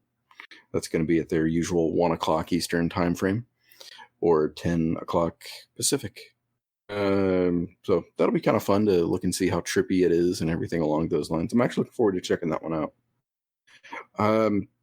In a moment of coolness, Valve and Bungie partnered together to kill a bunch of beavers. Apparently they were ruining a bunch of dams, and I just don't know. It's pretty interesting, though, that Valve and Bungie teamed up to kill beavers. So, okay. Beavers. Yeah, those damn beavers. Exactly. I'm glad they worked together. It's cool. So basically, for anyone who doesn't know, what I'm talking about is there were a lot of beaver errors that were going on. So I'm sorry, we won't be doing beaver jokes anymore. But yes, so Valve and Bungie teamed up and they took care of the beavers and gave them nice homes, and now they're no longer issues. So then, besides that, were the chefs among us, like Craig here, Los, I forget his name, in the Discord. Was it? What's his name? One guy. Talking about Elusive? I only know him as Los. He's the guy. It's the other guy from. Did he just join up? Well, he left and then came back. He was the villain from Mass Effect. Say like that doesn't help because I didn't play Mass Effect. Oh, that pains me deeply. I mean, I dabbled in it, but I never completed it.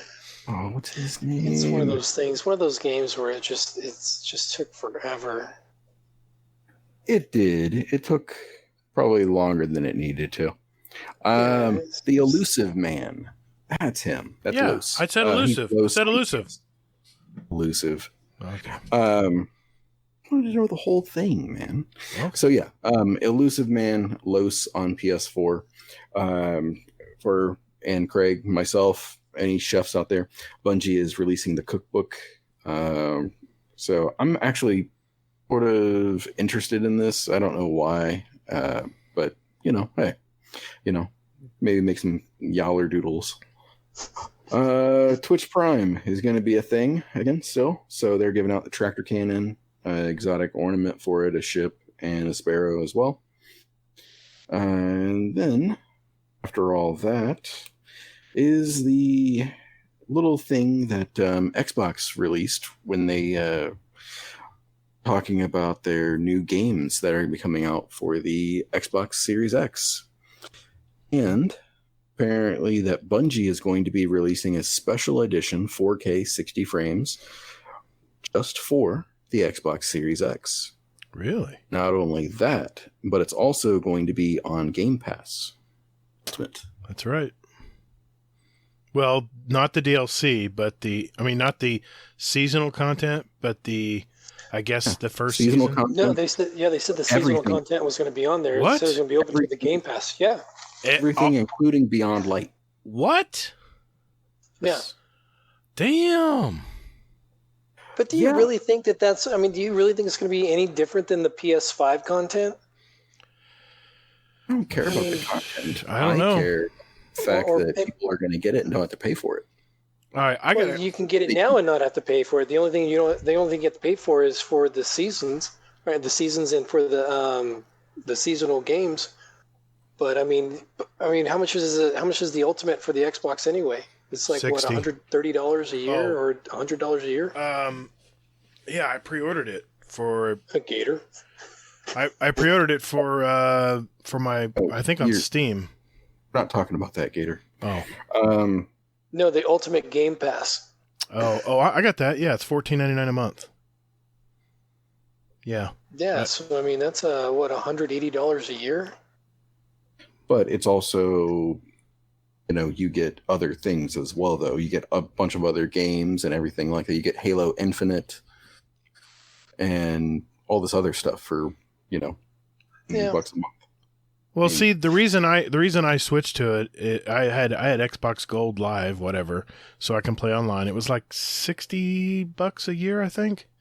Yeah. And they said, well, if you join Game Pass, it's included. And I was like, well, okay, that's, that's 4 months.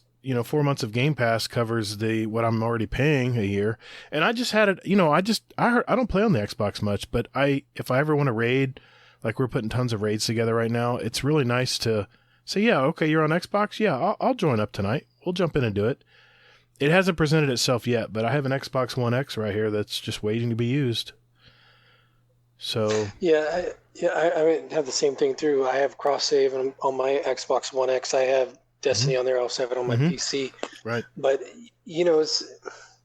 I mean, I don't know. I don't know if that the Game Pass is worth it because I get where you're coming from, Hazel, where you get all that extra content. But I mean, you already get up to 4 games a month, and I know that that's what they were talking about. Xbox is going to be phasing out the Xbox Live yearly subscriptions.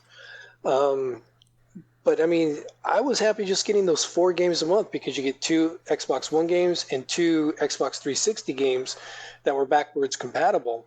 So I mean, you got those 4 games, whether they were good games that you play or games that you wouldn't play. I have a 4 terabyte hard drive full of Xbox games that I haven't played just because of the free games that I got. But I mean, I don't know. I feel like it's coming down to too much. Everything wants to be like subscription based. Everything wants to be like Netflix, where you pay that monthly subscription price to where you can't even go out and that's where it seems like Xbox is going to, where you can't go out and physically buy the games anymore. We already have that with digital downloads, but you can't, even if you wanted to have the physical copy anymore, you can't go out and do that anymore because everything is going to be subscription based. And if that's the case, you're paying a monthly fee for a game that's not actually yours. And if they decide that they don't want to have that game on their servers anymore, you may love that game. That's the problem. It's just tough luck. That's what I do not like about Game Pass.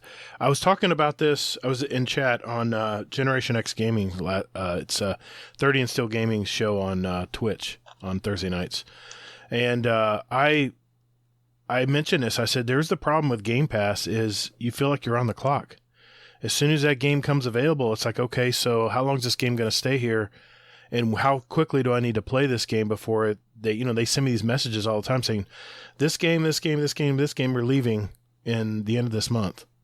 So get your game in there now. And I'm like, if I'm paying, this is what I think they should do. This would make it so worth it for me because I'm kind of on the fence on this Game Pass stuff because one, I don't use it enough. Maybe on PC down the road, I might see that. But the problem I have, I think they should offer you 4 games that you choose, that you download, and are yours to keep. That they don't go away from the service. I don't know how they would do that internet-wise, or I don't know. Maybe they just give you the digital copy. It'd be the same. It'd be the same way like when you download your game with the Xbox Live with your Gold. I mean, that's your game. As long as you have the service, that is your game on your hard drive. That's what PlayStation does. Yeah. Yeah. It's your game. You bought the license. It's yours.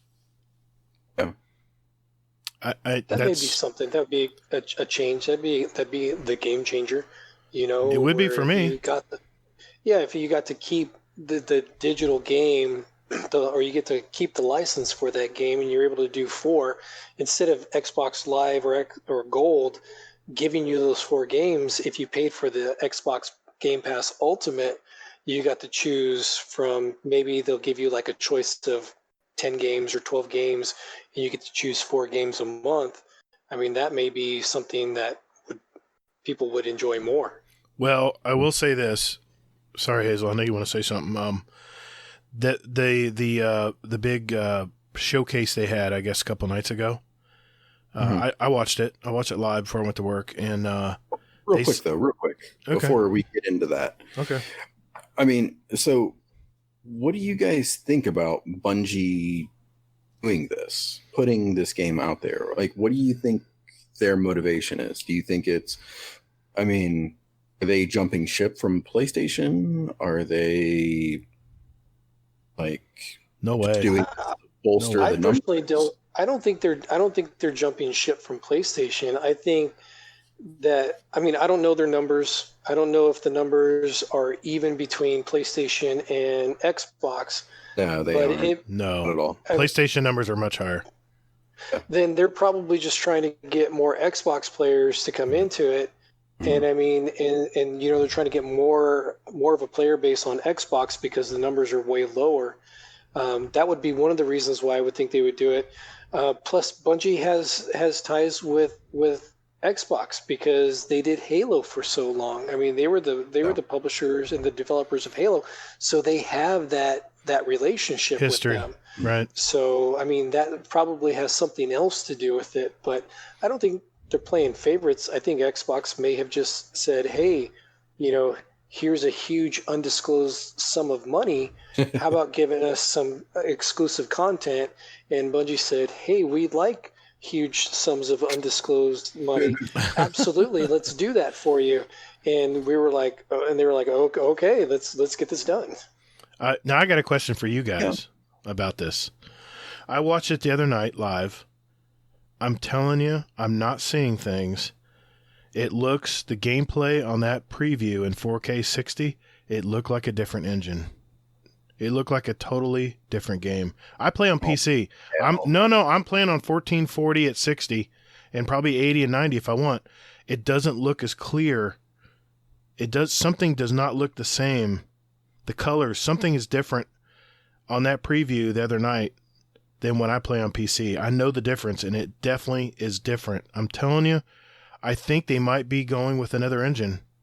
Oh shit, man! What if I'm correct and they go with that? What is it called? The Slipstream, that Microsoft engine that's out there, that's in development that no one knows about yet. It's the super secret Slipstream engine Not just pick on you, Todd. No, it could be. I mean, that could be another reason why they decided to have this exclusive content. Yes, for maybe Xbox. that was part of the deal. I mean, and yeah, Xbox was like, hey, if you want to use this, totally awesome new engine for your game, we'll go ahead and license it to you, but you have to give us, got to give us a bone. Content.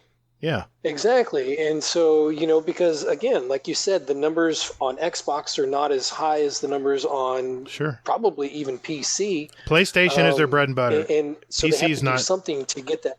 Yeah, PC's like third. So, PC. So they have to get that player base up.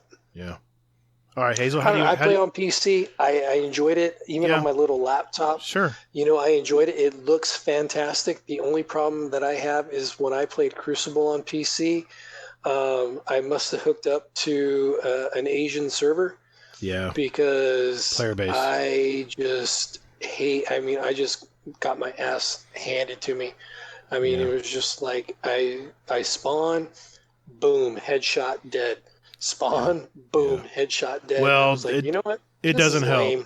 It doesn't help that there's a lot of hacking going on the PC version now, and Steam's not Blizzard. They don't have the anti-cheat as stringent as Blizzard, and I'm really worried that's going to ruin the Crucible game for PC. I played a little bit this morning, and I didn't have any cheats, but I had a couple moments where I was like, whoa, that didn't look right. So I'm going to have to play it back and watch it. Didn't they come out with something the other day that said they were cracking down on cheaters on Destiny though? A couple of weeks ago. I've been saying that for a long time now. They've been doing a lot. They're cracking down on beavers, but not the cheaters. Yeah, the beavers are in trouble. The cheaters are not. Beavers. Yeah. No, hold on. I want to know what Hazel has to say about this comment. About beavers? No, about me talking about the Xbox. I'm just speechless because for the life of me, man, I mean, I seriously doubt that it's going to be a different engine. I seriously doubt that Bungie would allocate assets to just building the game or pushing it over onto the Slipstream engine because that's going to be a lot of manpower. Well, what if they did this as soon as they left Activision? What if it was already in motion? Well, okay. Now, just to feed your little bit of conspiracy theoryism, the one thing that I did that made me kind of think that maybe that Bungie isn't going to do a new engine, but that they are going to be more in line with Activision, or not Activision, but Microsoft and that, is because like once they left Activision, I think the first person that liked like their tweet or whatever it was Phil Spencer. I remember that tweet. That was very suspicious. Ever since then, I mean, Microsoft has been like tweeting at Destiny and doing stuff like this, and it's just like, okay, I see something here. Yeah, and that's because Halo was the biggest game for Xbox. I mean, everywhere you went, it was all about Halo. And even though it was Activision, it was Bungie Studios. So they have that tight-knit relationship from way back in the Halo days. Yeah. Completely. And I mean, I doubt, I'm sorry, Gator. I just doubt that they're going to allocate assets to rebuilding the game on a different engine. Well, it just doesn't seem feasible. When I heard they have a special edition for Xbox Series X, my little antennae raised up and said, that sounds familiar. At the same time, though, that whole, because I just watched it right before we got on and started doing this, I'm watching it now. That whole presentation looked really polished. It's very beautiful, isn't it? When they did that Halo Infinite, that thing was sharp. Everything was just, colors were vibrant. Everything, every single game that they showed on there just seems super sharp. And I'm not a racing game fan. I do like playing racing games. But if you got Game Pass, you're gonna play it. I'm gonna play it. I don't know. I'm gonna play it. Forza. Well, good. Sorry, I'm a little exuberant tonight. Sorry about that. Play your little heart out, Todd. You play your heart out. Hazel's used to it. Yeah, exactly. But yeah, no, I mean, that Forza game looked really good. I mean, it did. I mean, even Fable. I mean, Fable. I only played a little bit of Fable from the very beginning, but that Fable, everything looked so polished and so crisp on it. So I think some of it could be, I mean, I get where you're coming from. I see, and it very well could be. I mean, they could be redoing an engine or licensing that engine to Bungie, but Bungie would have to use that engine or figure out a way to work that engine on every single console and PC that they're putting it out on. PC would be a lot easier. The PS5 would probably be the stumbling block, but who knows? They might have already. I mean, okay, even Sony has teamed up with Microsoft and is using some of their their Azure servers for streaming. Let's face it, Microsoft has the best streaming servers out there, and even Sony admitted that we need to team up with these guys if we were going to be in the streaming game, with the cloud gaming. Well, that's what they should do, crossplay. I mean, that's what they should do, cloud gaming, crossplay, all that stuff.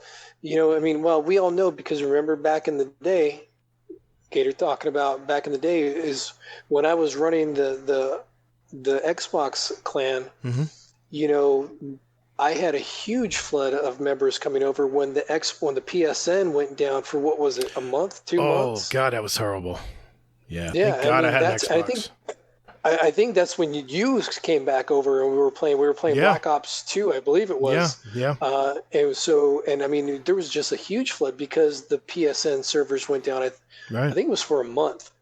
And, but I mean, ever since then, it hasn't been quite right. And it does seem like Sony is trying to catch up with Xbox Live because, I mean, Sony was free. I mean, PlayStation Network was free when we first started playing on the PS3. Xbox Live always costs money. And when you pay money for a service, you're going to get a better service.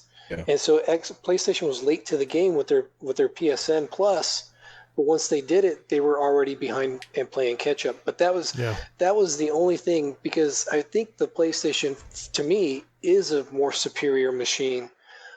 But their network capabilities and their live and their network gaming, it leaves a lot to be desired.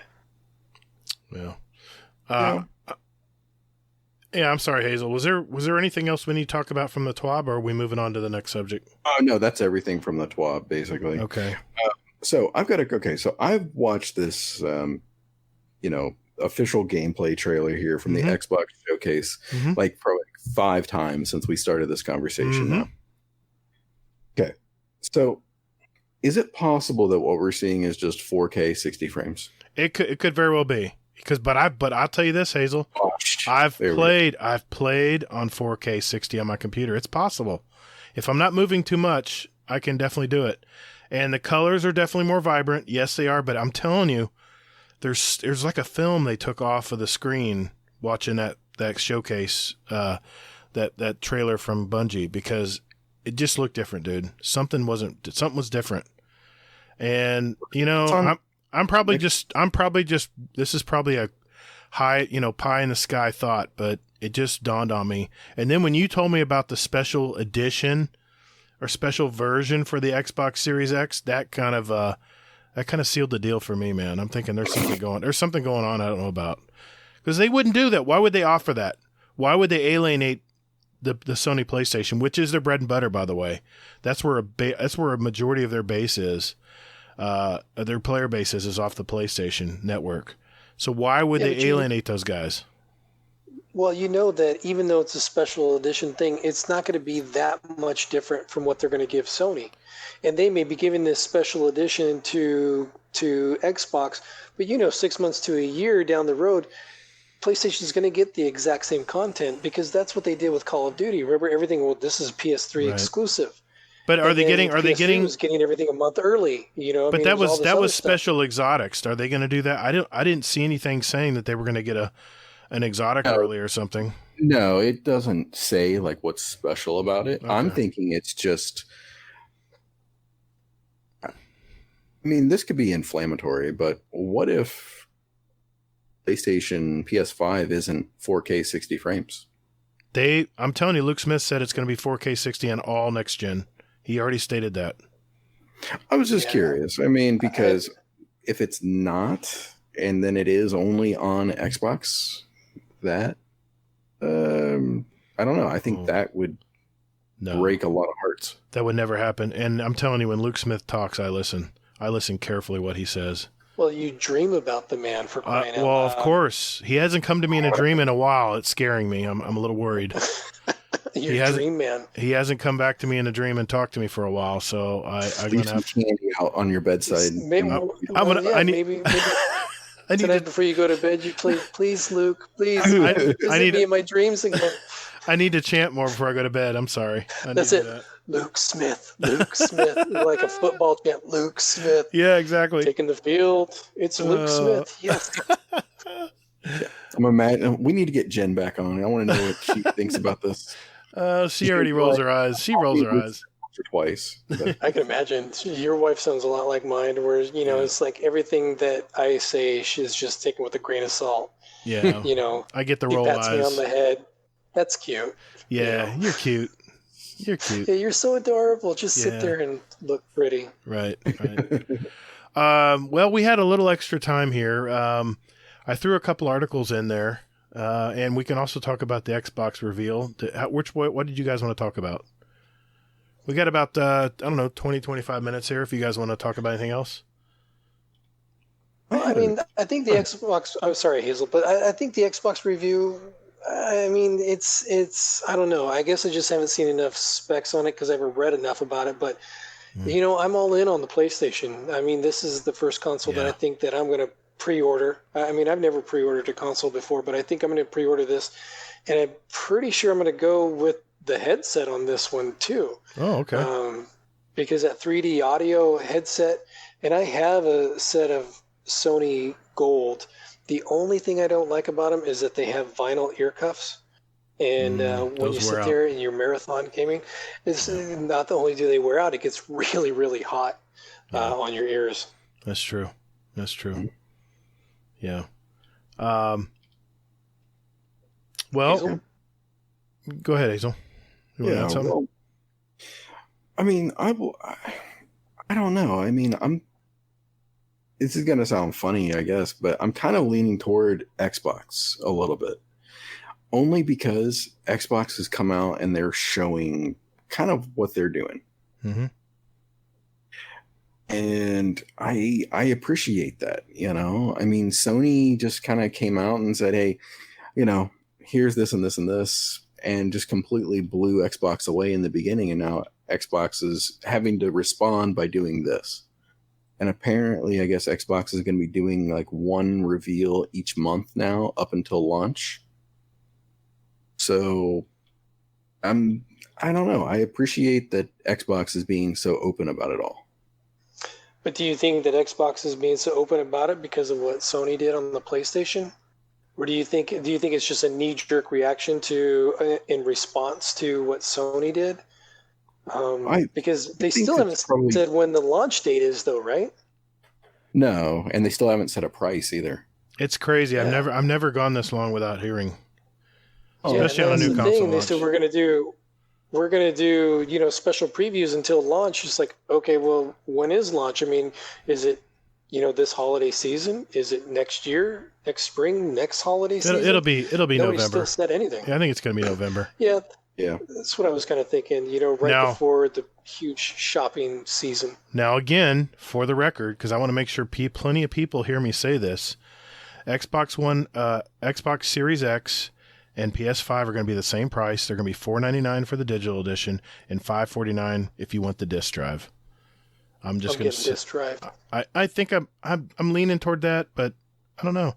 I'm going to get both consoles because I love gaming and I love hardware. And let's face it, I mean, I've done pretty good in my life. I can afford these toys now. Most of my kids are out of college now. And I'm going to probably get both of them. And I'm probably going to get whatever one I can get because I have a feeling we're going to have a shortage of these suckers. They're going to be... I don't know. They're talking about limiting it like one per household, at least on the PS5. There's ways you can get around that. Sure, but I mean, for me, I'm going to get the one with the disk drive because if it is backwards compatible, and I'm hoping there's not just backwards compatible with PS4 games, I'm hoping it's backwards compatible all the way back to PS1. I don't see that happening. I don't think so. But I have a lot. I mean, I have a lot of PS1 games. I'd love to go back and play Metal Gear Solid. I've got PS3 games, Twisted Metal. Yeah, God, so many games. Looking at mine right now, I mean, I've Killzone 2, Metal Gear Solid 4, Dynasty Warrior 6. Are you gonna play that shit, Gator? Yeah. Everybody drink. Yeah. You at home? That's the thing. Like me, I've got 275 games on my 4 terabyte hard drive, and I'm going to get to that one of these days. Yeah, I know. I don't know. It'd just be nice to have that option, though, right? I got Battlefield Bad Company 2 staring at me right here. I'd love to jump back into that. Yeah, I'm sitting here looking at Simpsons Road Rage. I'd love to play that. BioShock 2. Hazel's seriously, so have you ever played that, Hazel? Have you ever played Simpsons Road Rage? I have. Yes. I used to play it at the arcade.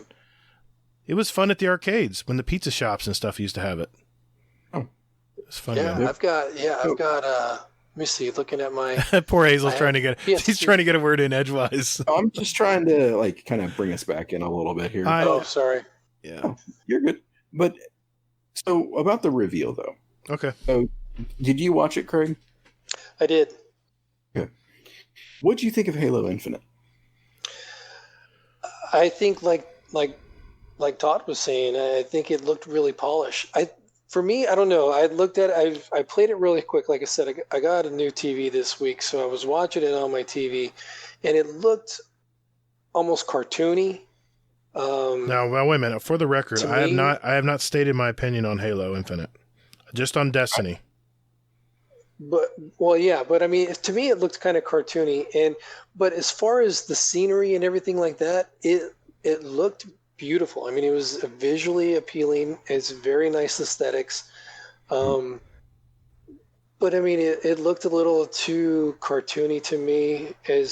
And I know that even Destiny can get cartoony at times. You know, you're dealing with aliens from outer space and people's imaginations and what they would think it would look like.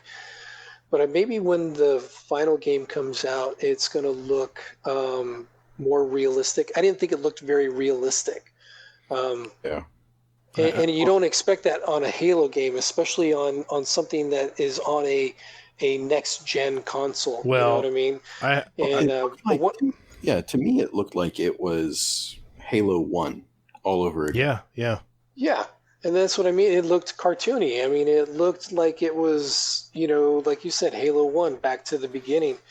I mean, you look at even games like Destiny and you go to the EDZ and it's just covered with foliage. It's covered with trees. I mean, there's nooks and crannies and you have caves shadows. You have shadows. You have lighting differences. You have particle effects. And I didn't see that on Halo on the Infinite. I didn't see that at all. I do have some news to share on that point because myself and 30 and Still Gaming went back and forth on this. And I said, dude, this game looks like circa 2016 or 2014 even. I says, it doesn't even look like a next-gen game. There's no scratches on the guns. The armor looks like pristine, like it was just printed. It looked very fake to me. I was disappointed. I was really looking forward because I've never really gotten into the Halo series. I played Halo 5, the story. I never got into the PvP or anything, but I was looking at this game and I'm like, what is this? This looks so fake. This is not. I was really hoping they were going to strive for the Destiny look. And Destiny has those shades. What's that? And that's what I'm saying is that maybe this just isn't they showed the most polished version that they had. Right. But this may not be the release. That's what I was going to share. I could 30 and Still Gaming messaged me today and he says, I did want to confirm. I did check on this. That was an early build and it's not the final product. So maybe I'm hoping, fingers crossed, because I got Game Pass. I can play it. I can jump in and play it, but if it's going to look like that, pass. Well, is it the full game or is it just the demo that you get on Game Pass? Oh, no. Everything they showed last night at that showcase is available on Game Pass. That's what kept me subscribed. I might have to check it out because when they showed Phantasy Star on there, Yeah. that was one of the games that I played on my Sega Master System. Oh, yeah. Was Phantasy Star and Phantasy Star 2. Okay. And I played that right up through my Sega Genesis. And so it looks a little bit, of course I remember the RPG games, like Zelda and Phantasy Star and all those games. Mm-hmm. So it's not quite that anymore, but it still looks like a lot of fun. Right. Yeah. Yeah. Do you want to add something, Hazel? No, not really. I mean, just that. I mean, like I said, it kind of gave me that nostalgia feeling. Yeah. Where it made me feel kind of excited for it, but at the same time, I kind of hoped for more. This is 343. It's not Bungie, so. Yeah. Was Hazel? Was that the one game that stood out to you in that whole presentation, or what was some of the other games that really caught your eye? Oh man. Well, I love Fable. Fable looked beautiful. Yeah, I never really played a Fable game, but yeah, I mean, Fable definitely did look, fantastic. That was a Warhammer game looked really good. I think it was Warhammer, wasn't it? Yeah, there was a Warhammer game. Yeah, it was. And was it State of Decay? Yeah, State of Decay 3 was mentioned too. The one that kind of surprisingly blew me away was Ori, Will of the Wisps. Yeah. And how fantastic that looked. I actually showed that to my daughter, and she was just like, wow. So yeah, I mean, that looked great. And then the other one too, not to take anything away from Obsidian and their game that they're doing, Avowed, but the one that was the story game, I think it was As Dusk Falls or something, about the mom that gets killed or something. That's one of the games. That's one of the genres of games that I never got into. I call them the choose your own adventure game because they remind me of those choose your own adventure books that I read a lot when I was a kid, and that's what they always reminded me of. To where there wasn't really gameplay; it was just making choices. And I was like, I don't want to play a game, because my daughters, they loved that. They played the Walking Dead and A Wolf Like Me and stuff like that. They played those, but I was like, yes, this isn't for me. Yeah. Yeah, I mean, they had a lot of games that looked really good, though, to me. What was the one? What the hell was it? Was that the one where they brought the deer back from the dead or something like that? No, that was State of Decay 3. That looked good. No, it was they were in the forest and they were dancing around the stump. Yeah, I remember that one too. No, not really that one, but the one where they could go into the woman could go into that alternate world. Oh, the one that rendered in two different environments at the same time. Yeah, that reminded me a lot of Silent Hill, which scared the crap out of me when I was playing it. Yeah. Now, that's kind of what I thought it was when I was watching it, because I read an article a little bit ago about they were supposed to do a new Silent Hill that was supposed to, when you registered with your account, you also put in your phone number, and the game would actually send you text messages in the middle of the night, and it would send you emails, and it would mess with your computer like you were actually living in Silent Hill. And at first I thought, that's pretty cool, but then I thought, no. You don't mess with forces that you don't know anything about. No, I'll just go ahead and pass on that. Yeah. Mm-hmm. I don't need my phone texting me at midnight. It's like, come play with us. No, I'm gonna go ahead and disconnect from that service right now. Yeah. One other thing that I wanted to mention too about that Xbox Game Showcase was the thing that kind of made me sad in a way was that the sequel to Hellblade is only going to be on Xbox, I guess. Yeah, at least for now. Yeah. Because I never played the first one, but after watching that trailer, or not really the trailer, but just watching some of it, I'm like, I really, really have to play this. Because I know a lot of people in our Discord have played it, and they really liked it. Mm-hmm. I guess you have to play it with a headset on, too, because I guess that it talks about some pretty serious mental health things, and it displays some things, and audibly, and you have to kind of experience all of it. That sounds cool until you realize you're giving they're giving you suggestions. Hypnotic suggestions. You wake up in the middle of the night and next thing you know, your wife's purse is in the oven. Pillows are all rearranged on the sofa, and you have no idea how it all happened. Do you speak from experience? No, not at all. I'm not a sleepwalker at all. Cool. Huh. Well, I did want to mention the one game that stood out to me that I really couldn't play because I never had a Nintendo system. Is Tetris Effect is going to be coming to Xbox One, and it's going to be available as far as the Game Pass, and I'm definitely jumping in and playing this. This is where it's the connected. You can play like Tetris multiplayer. Yeah, like 99 other people at the same time. That looks so much fun. I was watching Professor Broman play it on his stream one day, and it was really fun to watch. And my wife, if she saw this game, that would be the end of it. She'd be there. You go. I'm like, honey, I need to play Destiny. Sorry, I'm still playing Tetris. Sorry. Go. It sells itself. Go do something. Yeah. Well, see, now it'll be worth it if you do get an Xbox. I mean, you got the One X just sitting there, but if you get the Series X, it's going to get used. Well, I'm going to get it regardless. Here you go, Jen. Yeah, I'm going to get it regardless, but just because play it is another issue. Well, it's the kind of thing where I want to be available to everyone in the community. If they need one to play a raid or something, I want to be able to jump on and do it. So, yeah. I just saw this. Battlefield 6. It says Electronic Arts has confirmed that Battlefield 6 is coming to Xbox Series X and PS5 in 2021. I'm so pumped. Did it say where it's set at? What time frame would...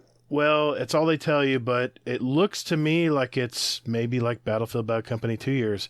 The guy's holding it looks like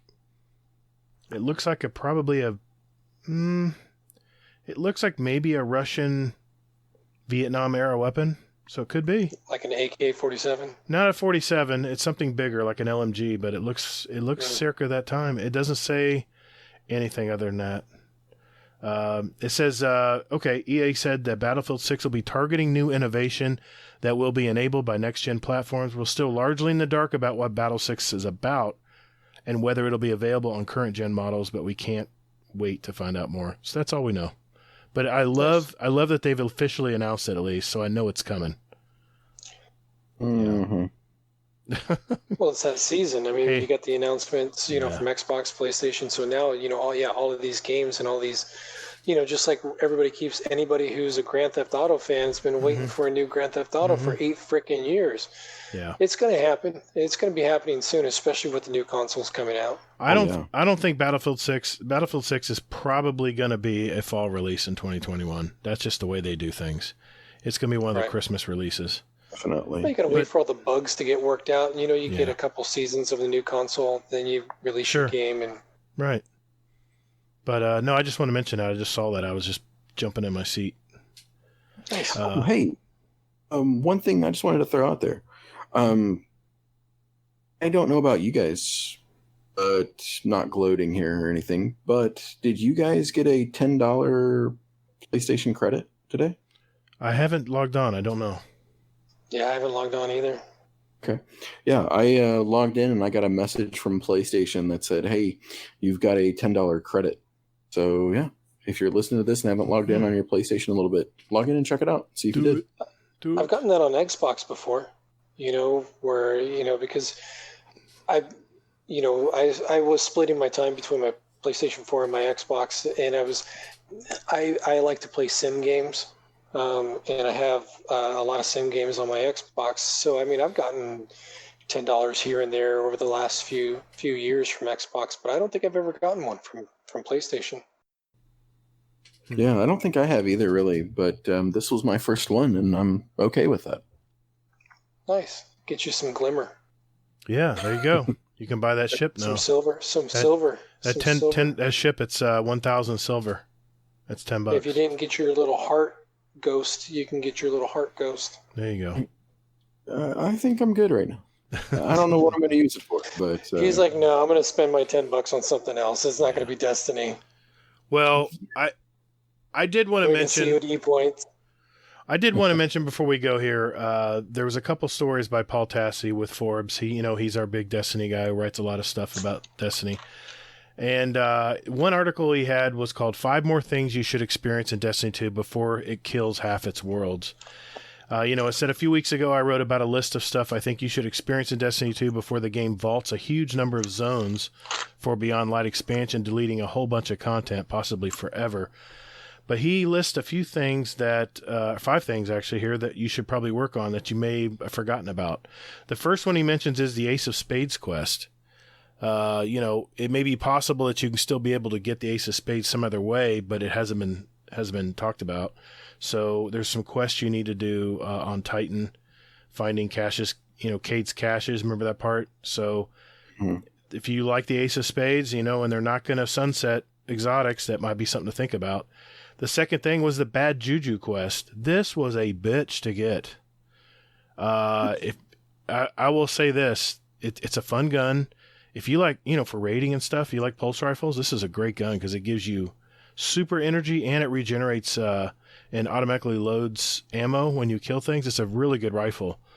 But I'll just because if you remember in the tribute hall, you had to open up so many tributes, which cost a lot of glimmer, a lot of materials.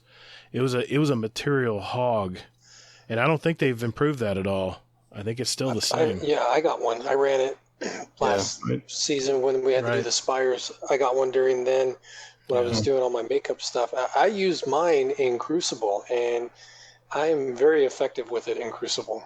Well, and there's a final mission in the Shadow Realm in Leviathan that's really worth doing. It's a lot of fun, and you can go and solo it too. There's actually a triumph to get, and I did get the triumph for that solo. That's what I did. I did it solo. Yeah.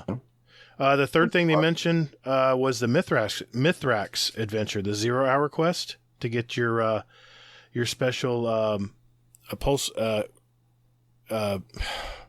exotic pulse rifle. It is the help me here. What was the name of it? Outbreak Perfected. So that's a really good rifle. So you definitely probably want to get that done before this season ends. And now that everything's been extended, it might be worth maybe dipping in there and getting that done. The fourth thing he mentions is a full run of the Escalation Protocol mission. That's where you go to Mars and you put up the towers and you go through all 7 events.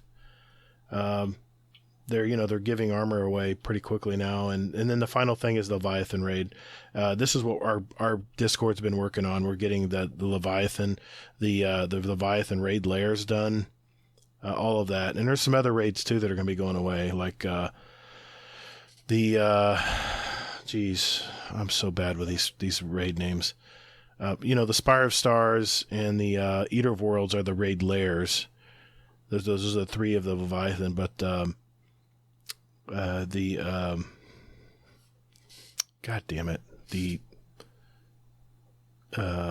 There's 2 other raids that'll be going away. The Crown of Sorrow raid and the what's the one where you get the Anarchy? Shit. You remember it? Jughead? No, Crown of Sorrow, you're asking the wrong person. I've only done the Leviathan twice. I'm so bad with names, but there's one raid also with where you get and everybody's been farming it because they've unlocked all the reset stuff, so you can farm all these raids now and get all the gear that you've been looking to get. Yeah, that's what I've been doing. I've been getting that, and I've been getting the quests and just trying to. Once I found out that they extended it by another 6 weeks, I was like, hey, this is going to give me time. I'm actually going to get to 100 on my progress bar, which I've gotten up to 40 in the last 3 weeks. So that's not too bad for me as a true casual gamer. Right. I got up to 40 in the last 3 weeks. Go ahead. I can take a punch. But yeah, that's those are some things he mentioned in the article, and he did have one other article that he did mention as well. This is Paul Tassi with Forbes again. It's called Destiny 2 needs to go back to basics for a few long needed changes. And it says, while the focus of Destiny is constantly on the future, sometimes I worry that both we and Bungie get so caught up with what's next, we don't really address a lot of current issues with the game that have been ongoing for ages, sometimes years, or the entire lifespan of Destiny. In this quiet moment before another reset, I wanted to touch on some of these problems that would be looked at as we head into the future of Destiny 2, existing for at least 3 more years now, if not more. The first thing he mentions is shaders. What I need to see from a reworked shader system is pretty simple. It's time to fix the very clear mistake of shaders being consumable and go back to Destiny 1 system where they were not consumable. With the hundreds of shaders in the games, we need to be able to access more than 50 at a time in the very limited slots that we have. The third thing he mentions is we need to have an apply to all button, at least for armor. That would definitely make things a little faster and more. That's just a little quality of life thing. But the next thing he says is sparrows. Without question, all sparrows should have instant summon by default. That's just how sparrows should work. It is quite literally the only perk that matters on them. And while I wish there was some grand redesign of sparrow perks someday, more than one sparrow has the less frequent targeted by enemies ability, more armor or better turning, I am not going to hold my breath. Fundamentally, all sparrows should be instant summon, and honestly, I think it should encourage more Sparrow Eververse purchases as a result. Oh, and he also, he said all the sparrows should be at least 160. Yeah, I never understood why they varied the speeds on those, because they should all be the same speed. Yeah, especially, that was the thing because if you, like in early Destiny 2, when you would go to Mars, if you had a 150, and I think even they had 140s at one time too, didn't they? Right. And you had friends that were at 150 or 160. Here you are putting along back behind everybody. It's like that little kid, wait for me, guys. Yeah, at a Christmas exactly. Wait for me, fellas. And they're already up there getting kills, racking up the kills, and you're barely coming around the bend. Right. Yeah, they should all be 160. Yeah, makes perfect sense. Another thing he mentioned was Ghost. He says, I know that some people want Ghost 2.0 where we assign them interchangeable mods like armor. But looking at what ghosts do, I think what I want is the opposite. I want Ghost 0.0 where we just make ghost shells cosmetic ornaments instead of actual items. Why? Well, what are the best ghost perks? Speed Demon, an issue we just solved in the previous bullet point. Guiding Light, and there's nothing more frustrating than turning in a bunch of bounties only to realize 10% of them were pointless because you forgot to swap out to the Guiding Light shell. So I'd just say increase XP gains 10% across the board and eliminate that perk entirely. Treasure Hunter should be a toggle or something you earn on any ghost after X kills in a zone or something. And for the rest of the perks, who in God's name actually wants to generate telemetries? They are not unique enough, or not enough unique ghosts that do unique things, Contender Shell, to make this entire system work. Just make them ornamental. I have to kind of agree there. Why not just have that would definitely simplify things. It's not going to happen. Yeah, well, there's... Or do it like you do with the weapon, where you have certain perks, where you have your weapons and you're upgrading your weapons and you have like rifling and, a long range. Do the same thing with your ghosts, where you do have the Guiding Light on there and it is selectable or unselectable. You can go in there and you can modify that ghost to suit your game style and how you play, sure, or where you play the most at. Right. Yeah. Hazel, do you have any opinion? I don't know. Are we splitting hairs too much here? I don't know. I just think that, these are all quality of life things. Right. But I don't know. I just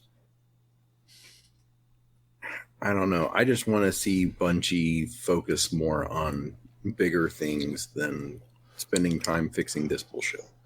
Well, it would be good to fix this stuff before we head into the next real expansion of Destiny. But there's too much. Going to be able to do that though.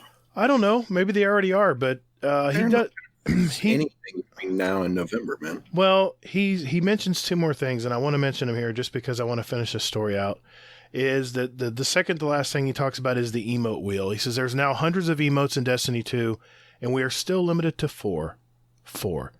It's beyond bizarre that for as much as Bungie likes making money, they haven't figured out how a workaround yet to let us use a bunch of emotes at a time, like Fortnite's emote wheel, where you can shuffle through a few dozen at a time with multiple wheels that you go through.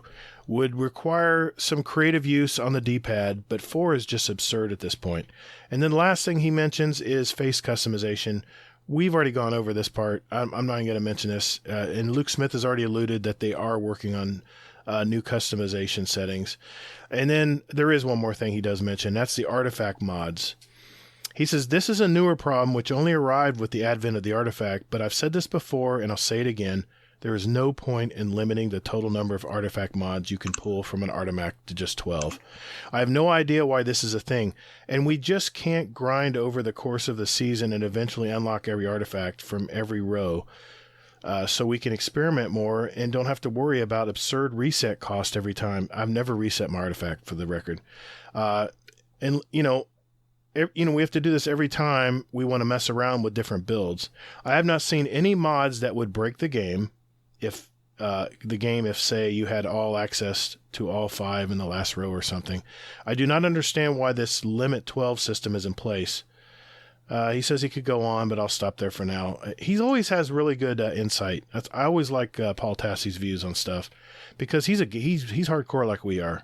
I mean, he plays every day like we do, and I don't know. I thought they were valid things to bring up. Any final thoughts before we move on, guys? I think when I was reading that, when you posted that up, I thought they were really valid points as well. But I also agreed with his going back to maybe streamline it a little bit. It goes back to like my motto, to keep it simple. Yeah. You start getting a lot of overthinking into it, and that's when you start getting a lot of these unfinished, stories, these unfinished, storylines, and when you start putting way too many quests and stuff out there, and you just start bombarding people with quests and content, that's when you start getting people who start getting burnt out. I know that was a big factor for me. It just felt like every time I'd log on, I was getting absolutely nothing done. So maybe he's right. Maybe you do have to go back to something a little bit more simpler. Still try to figure out what that is between the different types of players to keep it simple, but at the same time, keep them interested enough to keep turning on that game every single day. Yeah, I think it's one of those things where they're trying to still, maybe they have like a different tab in the directory where it's like, casual player, hardcore player, where they have like the other pursuits under the hardcore tab, where it's something where it's like, hey, complete Leviathan raid solo, something along those lines. Yeah. But I don't know. I'm fine with Bungie doing all of this. By the way, I think they are working on the emote wheel as well. I think they've already talked about that. Okay. Maybe good to know. Back in Forsaken.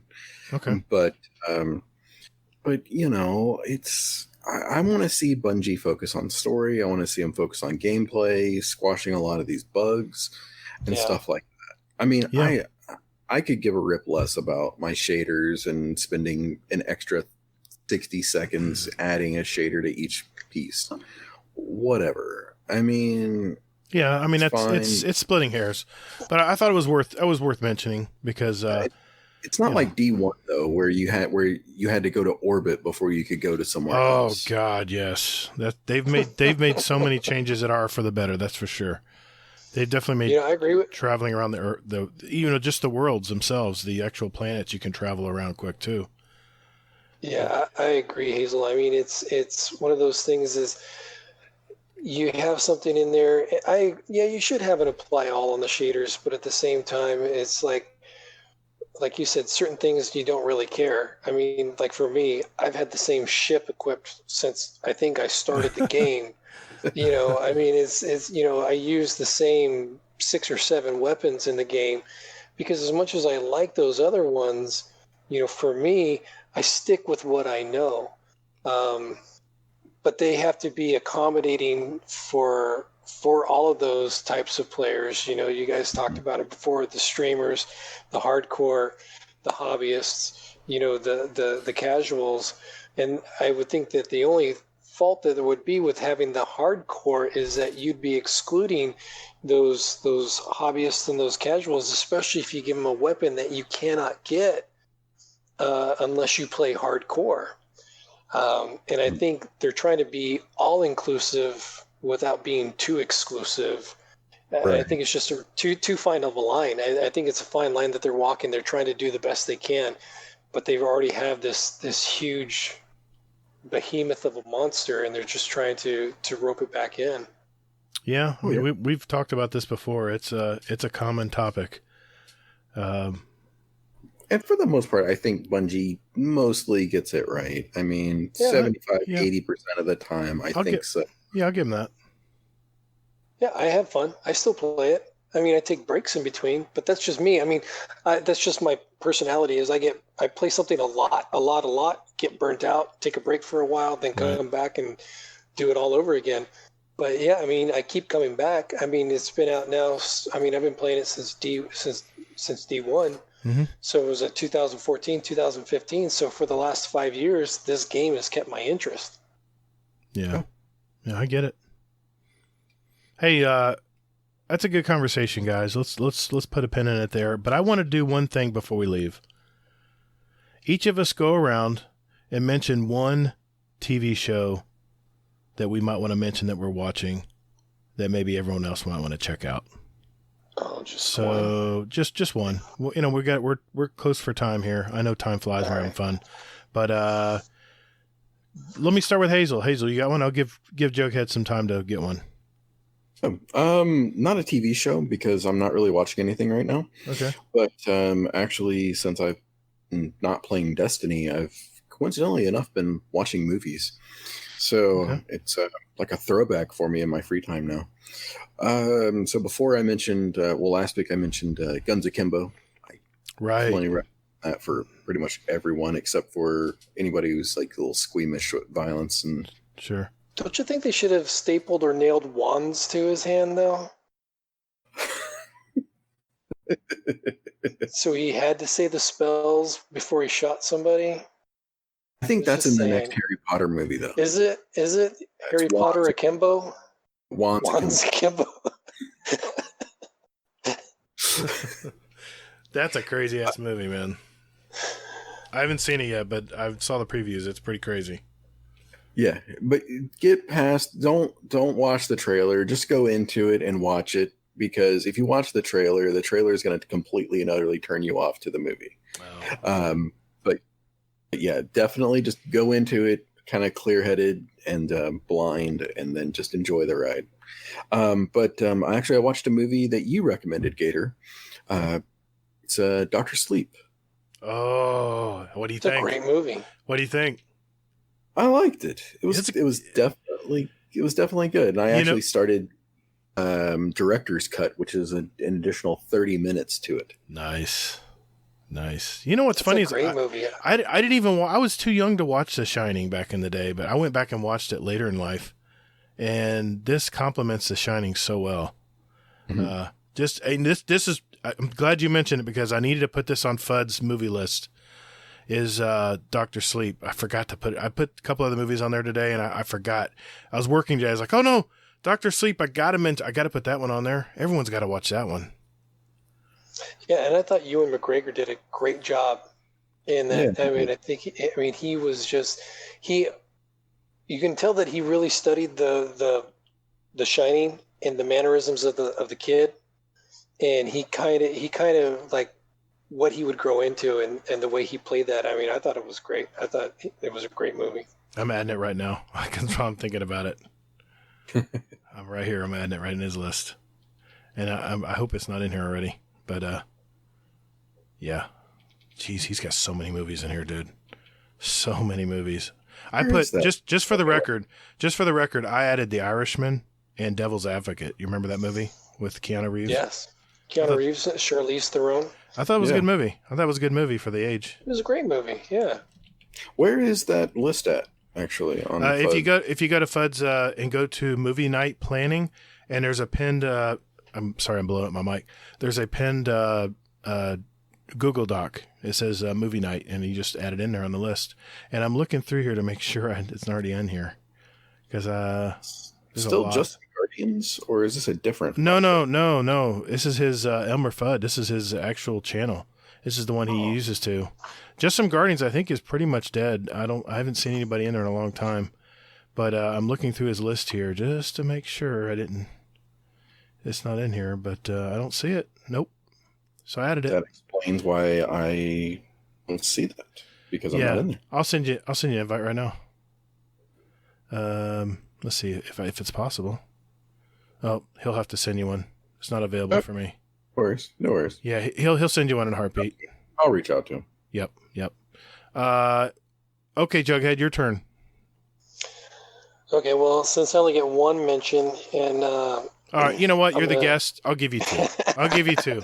No, I was just going to say that my wife and I are really excited for the Umbrella Academy that starts next Friday, I believe, on the 31st. New season? Really like the new season, the next season, and of course The Boys and all those other ones that we're excited about. Yeah, definitely. I've been watching on HBO Max.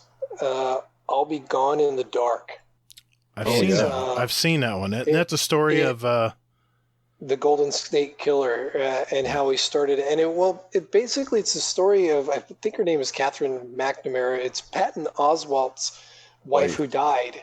Yeah. She died of a drug overdose. I thought there was something else, but I didn't know she died of a drug overdose. But it starts out with Patton Oswalt, and he's basically telling the story about when they were together and when they first met, how she had this. She was an author. She was a journalist, and she had this fascination with dark stories and murder and stuff like that. Okay.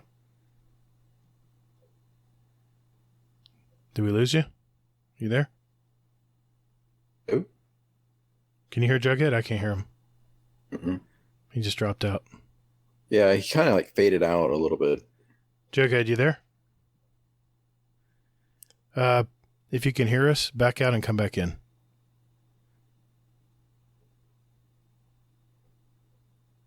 Wonder if his internet took a dump. Lately, my fiber has been just disconnecting me, and it cranks right back up again. So I'm thinking there's a short somewhere in the hub in the street or whatever. I don't know. Oh, maybe it's been doing that, but we'll give him a second here. Yeah. You probably know what I'm going to choose. I've been going crazy on this show. I just finished season 1, by the way. I thought I knew what you were going to say, but now I don't think so. Okay. I didn't realize there was a season 2, and I was like, oh, there's more. Yes. Excellent. Hold on. I'll just message him. Intrigued. Oh, you'll know it. You'll know the show. Lost? Nope. No. I'm not going through that again. Oh, I can hear you guys now. Okay. Hey. Oh, I wonder what happened to you. I was just going to message you. Yeah, it just went dead. I was going through my whole spiel, and it just died on me. Well, no, just keep talking. I'll blend it in. You remember where you left off? Well, I went through everything. Where did you guys? Oh, where did you guys? You remember what you heard last? What did you hear last? You cut out around when you were talking about the boys and all of that, and then you said that your wife and yourself started watching. Then I'll Be Gone in the Dark. Yeah, you got to that part. Oswalt was talking about his wife died of an overdose. His wife. And she was into dark things, and that's when it cut out. Yep. Yeah, she was into dark things, and so it just tells a story about, because she authored the book, and it's based on her book, I'll Be Gone in the Dark, and it's just basically about the Golden State Killer. He started out as a serial rapist, graduated into a serial murderer, and how he just terrorized. They call him the original Night Stalker before Richard Ramirez, and just his killing spree, and I mean, he raped over 50 women. Oh my God. And then he moved on to killing women and their husbands. And this guy was twisted, man. He would tie them up and then make the husband listen to him raping their wives. and then he'd shoot the husband in the head. But before he would rape the wives, he'd go in and eat out of their fridge, make himself a sandwich. Yeah, he went to one, I think it was during Christmas or Thanksgiving, ate the turkey, and then went in and raped the wife and killed the husband and then left. Jeez. So, I mean, it's really interesting. It's really a good show. We watch a lot of documentaries, and it was just, this one has just really just kept our interest. Cool. Yeah, lots of HBO shows will do that. Yeah, they're controversial. Some of them are controversial. About the Watchmen. Yeah, you know what? They ended it on a decent note, though. I'm okay with that ending. If they would have left me hanging more, then I would have been upset too. But that was a great show. They did. Don Johnson was fantastic in that. Yes, he was. He was. What was it? Watchmen. What was it? Oh, Watchmen. Yeah. What are you talking about? There's a second season. Mm-mm. No, just one season. That was it. No, I'm sorry. I thought that was Gator. No. I haven't mentioned mine yet. I was just waiting for Jughead to say his. Oh, yeah. I talk too much. That's all right. Sorry, it cut out. I think. I would rather have a guest that talks more than usual than someone who I have to pull out questions every time. Yeah. So. All right. So Gator, what's your pick? Mine is Hazel. This is on Hazel's recommendation as well, and this is also I saw on HBO Max, and that is Doom Patrol. I love this damn show, and you know what I love more? You know what I love more than the show? That damn music at the beginning. I love it. I almost picked it as a pick to put into the playlist tonight because it's that good. I love synthesizer, and it played on my synthesizer strings, I guess you could say, and it's just such a good little rhythm, good little song, man. And then it blows up into the full disco, do. It's just really good. But I just finished season 1, and I thought it was over, and then when it auto plays to the next season or the next episode, it went episode 1, season 2. I'm like, all right. Season 2, this is awesome. I just finished season 1, so I guess there's 2 seasons. So I'm continuing to watch them. They're an hour long, so I can pop on and watch them before I go to bed, and go from there. So, hey, great conversations, guys. Binge it this weekend. What's that? I said maybe I'll binge it this weekend. It's really good. It's kind of crass. I mean, not crass. It's kind of. It's not your usual superhero type show. It's not clean and polished. It's kind of messy and dirty, actually, and actually goes off on some wacky tangents too. Really like there's a character called Danny in this show, and you're like, what the hell is Danny? And I'm not going to spoil it because I want you to find out. But look for the character Danny. It's later in the season, in season 1, so you won't really know anything about it until later in the season. But I want to leave it open. All right, good conversations, guys. But, yeah. The donkey too. Oh God, yeah. It's some weird shit, dude. It is some freaky shit. It is, but I love it. I love unusual shows like that. So, well, good deal. Hey, we've had some good conversations tonight, guys. I appreciate you hanging in there. And I think what we're going to go to now is our Discord and Twitter questions, and we'll do that right after this.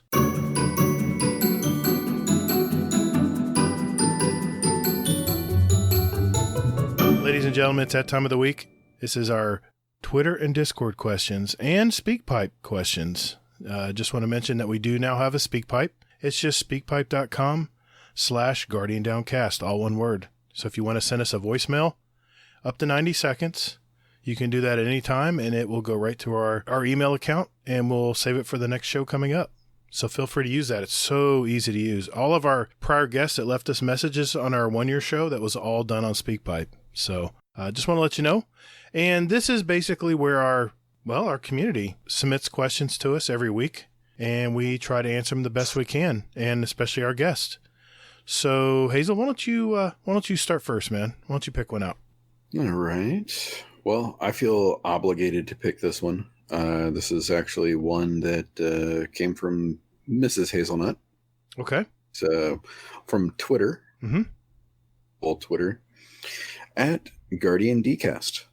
I have a question for the next show. Have you ever seen anyone get really mad about losing or something like that in a video game? well, seen, no, but I've heard across chat, there used to be a guy that we used to game with who, I'm not going to say his name, I'm not trying to embarrass the guy or anything, who would get so mad. You can mention my name. It's okay. It wasn't you. He would break controllers. And you could hear him crushing the controllers. Whoa! I know you're talking about. Yeah. Starts with an H. And I mean, yes. Yeah. Okay. And so I mean, but other than that, you get him on there. He was funny. I mean, he was a funny guy, but he had such a bad temper, and he would break controllers, and he would go off, and you would hear this thing, and you hear the crunching of the controller, and then all of a sudden you'd hear the headset slam down. You hear him over there, and he'd be dropping the F-bomb, and then he'd come back, and he'd be like, guys, I got to go. I broke another controller. I don't have a spare one. I'll be back later. And then he'd be gone for a couple of days, and then you'd see him right back on. And we used to tease him, like, we're going to buy stock in PlayStation controllers because you keep breaking them, and you're going to make me a wealthy man. Yeah, exactly. Yeah, I know exactly what you're talking about. Yeah. Yeah. I'm trying to think. I mean, all the years of playing Call of Duty, I would hear the weirdest shit over the chat. Because back then, there wasn't mute all. You could just hear, after a game ended, you could hear people cussing up a storm. And, God, people would get into full rage mode. I mean, they would just shout like they were about to kill someone. Yeah. And they would say the worst things about Craig's mom, too. It was weird. Exactly. They would. It was horrible. Yeah. My mother was a saint. I know. They would. There's no way she would have done those unspeakable acts. I can't think of anything specifically. I'm sure I will in bed tonight when I'm staring at the ceiling. I'll say, "Oh yeah, I got an answer." Acts? No. Keep your mind. Keep your mind PG. All right. Sorry, you kind of cut out there. I'm going to go with that. You kind of cut out there for a minute. No, that's okay. I'm not going to comment any further on that. But Hazel hasn't answered the question yet. Yes. No, I have not. I don't really know. I mean, there's always like the one guy in a raid that will just scream and then just completely just vanish. Yeah. But myself though, I used to just like take a controller and throw it across the room, and I've broken a couple controllers doing that. That's why you were laughing when I was telling my story, because you've been there, done that. Definitely. Yeah. Now I've never rage quit. I mean, I've gotten so mad. I finish out the match and then be like, guys, I gotta go. But I've never rage quit. But yeah, he was the worst. I mean, and again, nice guy. When you get him on there, he's talking, and everything's going great. Nice guy, but man, he would rage hard. Yeah, and boy, you knew it. You hear it too. Oh yeah. Yeah. I was like, I never heard. I mean, it was just a tapestry of foul language, and he was just, he would just weave it together, and it was like, it's almost, you can't listen to it, but at the same time, you can't not, because the words, that he's a wordsmith with profanity. Yeah. Well, put this in the Discord, message me, because I want to play with this person. I think he's still in the group, isn't he? The Grumpy Old Gamers group. I think so. I don't know if I still have him on my friends list. I'll look at my myriad of accounts. I'll find him. It'll be on one of them, one of the 27 accounts that you have. Yeah. All right. Well, good deal. Well, while we're on that vein, we have a speak pipe from Uncle Scumdeath. Hey, love the show, guys. I got a question for you. If you could be the hero in any Hollywood movie, who would you be? Don't know if I'd be Rocky or Bruce Willis. I don't know, but there you go. Love the show, guys. See you later. If I could be the hero of any movie, it would be Luke Wilson in Idiocracy. Really? I never would have thought of that. Yeah, because I mean, here's a guy. I mean, who was a slacker. Yeah. Who ends up saving the world because he's the smartest man on the planet. I mean, come on. He was a real hero. Yeah. What's your... you can go the obvious, Dwayne Johnson and stuff like that. But well, mine's going to be obvious, but That's okay. What I want to hear what Hazel has to say. I want to hear yours. Okay. Everybody knows my favorite movie in the world, right? It's The Matrix. So, yeah, I'd be Neo. I'd be Neo at the end when he shoots up in the air at the very last part of The Matrix, the original When he Matrix. dies? No, in the original Matrix. When he realizes that he can beat the system and nobody can hurt him, and then he literally flies at the last part, and then the camera cuts out. I'd love. And I'm just gonna say, Todd, when you and your wife were reciting those lines to the Matrix, it was totally adorable. It was just adorbs. we recite that a lot. We really love the Matrix. Sounds weird. We've mentioned it to each other before. So I'm just imagining, like, hey, it's our time. We got to rehearse. My wife and my dialogue is mostly old movie quotes. Usually it's from comedies like, I love you, man, or something like that. But that's pretty much our our dialogue. Well, thanks, man. Thanks. I kept that as a sound bite for future shows because, I thought it was pretty rare for us to be in synchrony like that. So, yeah. I'm just imagining, Gator looking at Mrs. Gator. Do you hear that, baby? It's the sound of inevitability. Yeah, with his leather overcoat on, and she's dressed up like my hair all slicked back. With your hair all slicked back, and she's dressed. Yeah. So she's Trinity. Okay, I can go with that. She's Trinity. Yeah. Hell if yeah. you're Neo, she's Trinity. Yeah, I can go with that. But you said we're trying to keep it PG. So. Well, that is PG. Just don't want to mention anything further, but. No more details. Well, we already got into the leather, but yeah. Okay. It's like, all right, guys, we got to end this quick. Honey. All right, Hazel. Who would you be? Oh yeah, that. I had a hard time with this one, but I think that I'd probably everything I kept coming up with kept coming back to Luke Skywalker. Good choice. That was part of my. It was one of my answers. Yep. No. Yeah. But definitely, I mean, in the Discord when you're listening to this, just definitely chime in and let us know who did we forget. Yeah, that's a good point. Another one was James Bond, but my wife would not be okay with that. Yeah, those are good ones too. Any of them. I mean, any of the James Bonds would be good. I'd happily play any of those. And put it in show feedback, guys. We have a channel in our Discord called Show Feedback. Put it in there. Let us know who you would be. Who would be, if you were being a hero of a movie, who would you play? That's a good question. This is one from, I love this question. This is from Chris3711. Question for the show. What is your favorite way to eat peanut butter? Mine is on celery sticks. My ears are wide open. I want to see what you guys have to say here. Craig? For me, peanut butter on toast. But you have to put regular butter first. Ooh, okay. So you make the toast, you spread butter on the toast, you let it melt. I mean, it has to be hot. Right. And then you put that layer of peanut butter on top of it. And I know there's debate.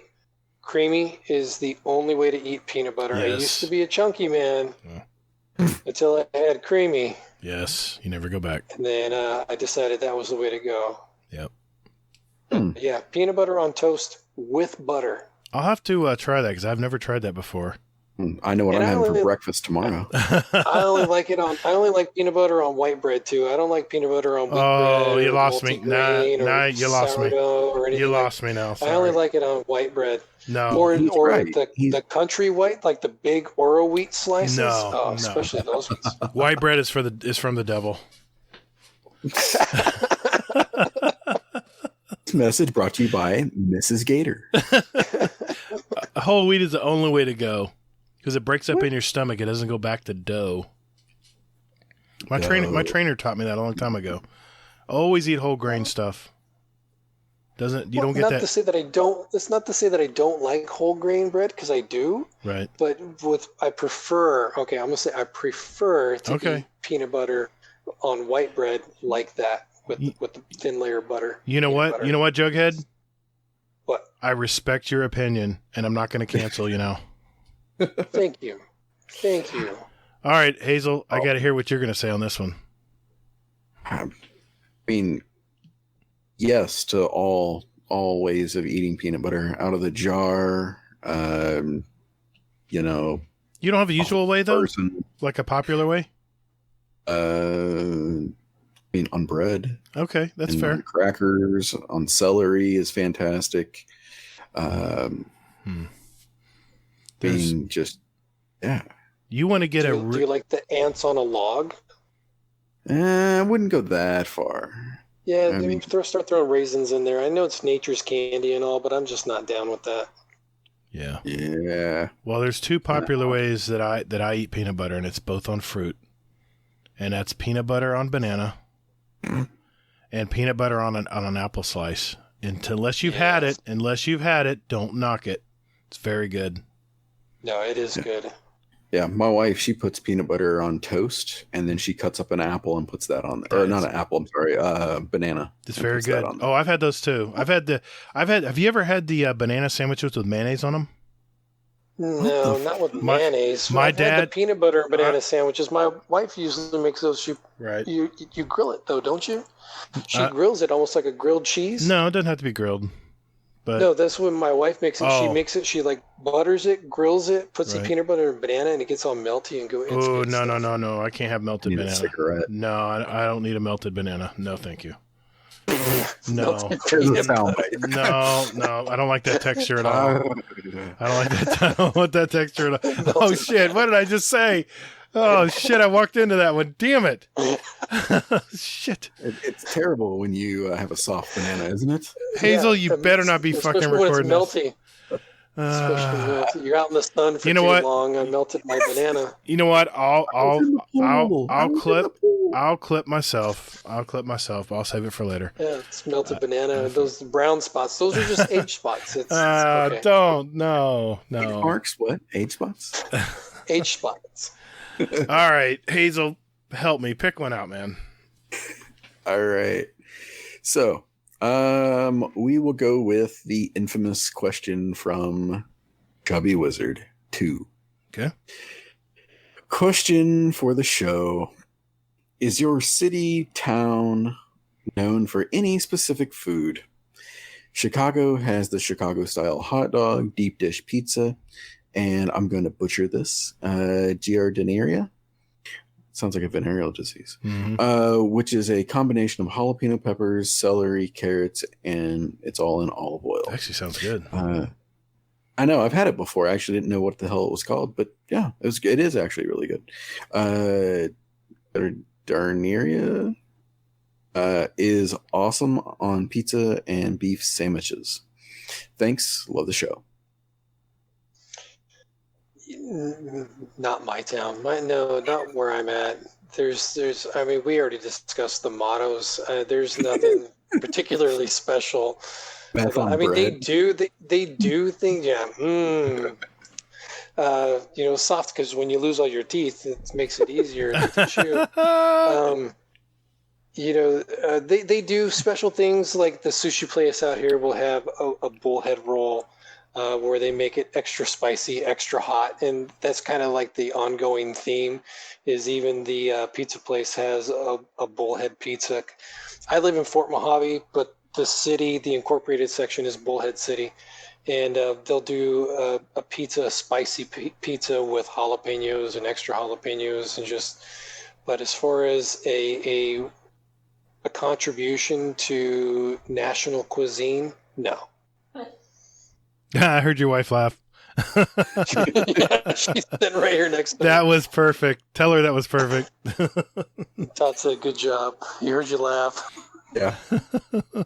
I'll let Hazel answer last because there's a lot of folks who want to hear his answer. I live in Orlando, and we have like everything. We're not known for anything. We just have everything.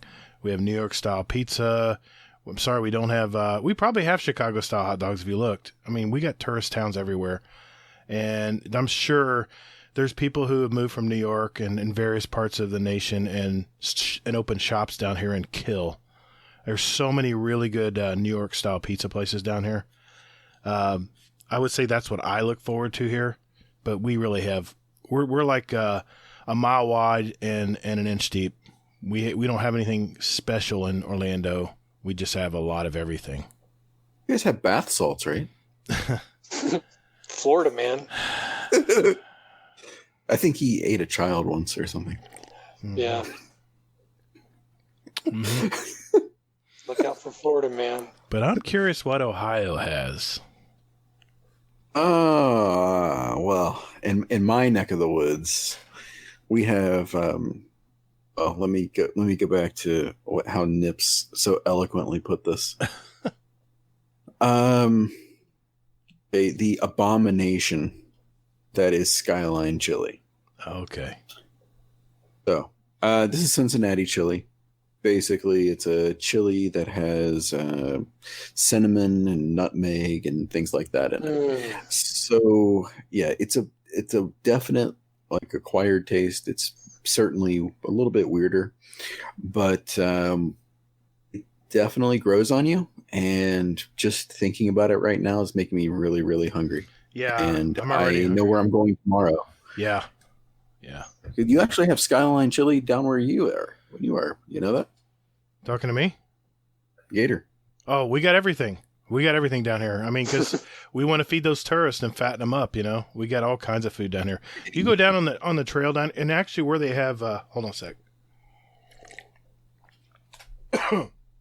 Lose my voice again. If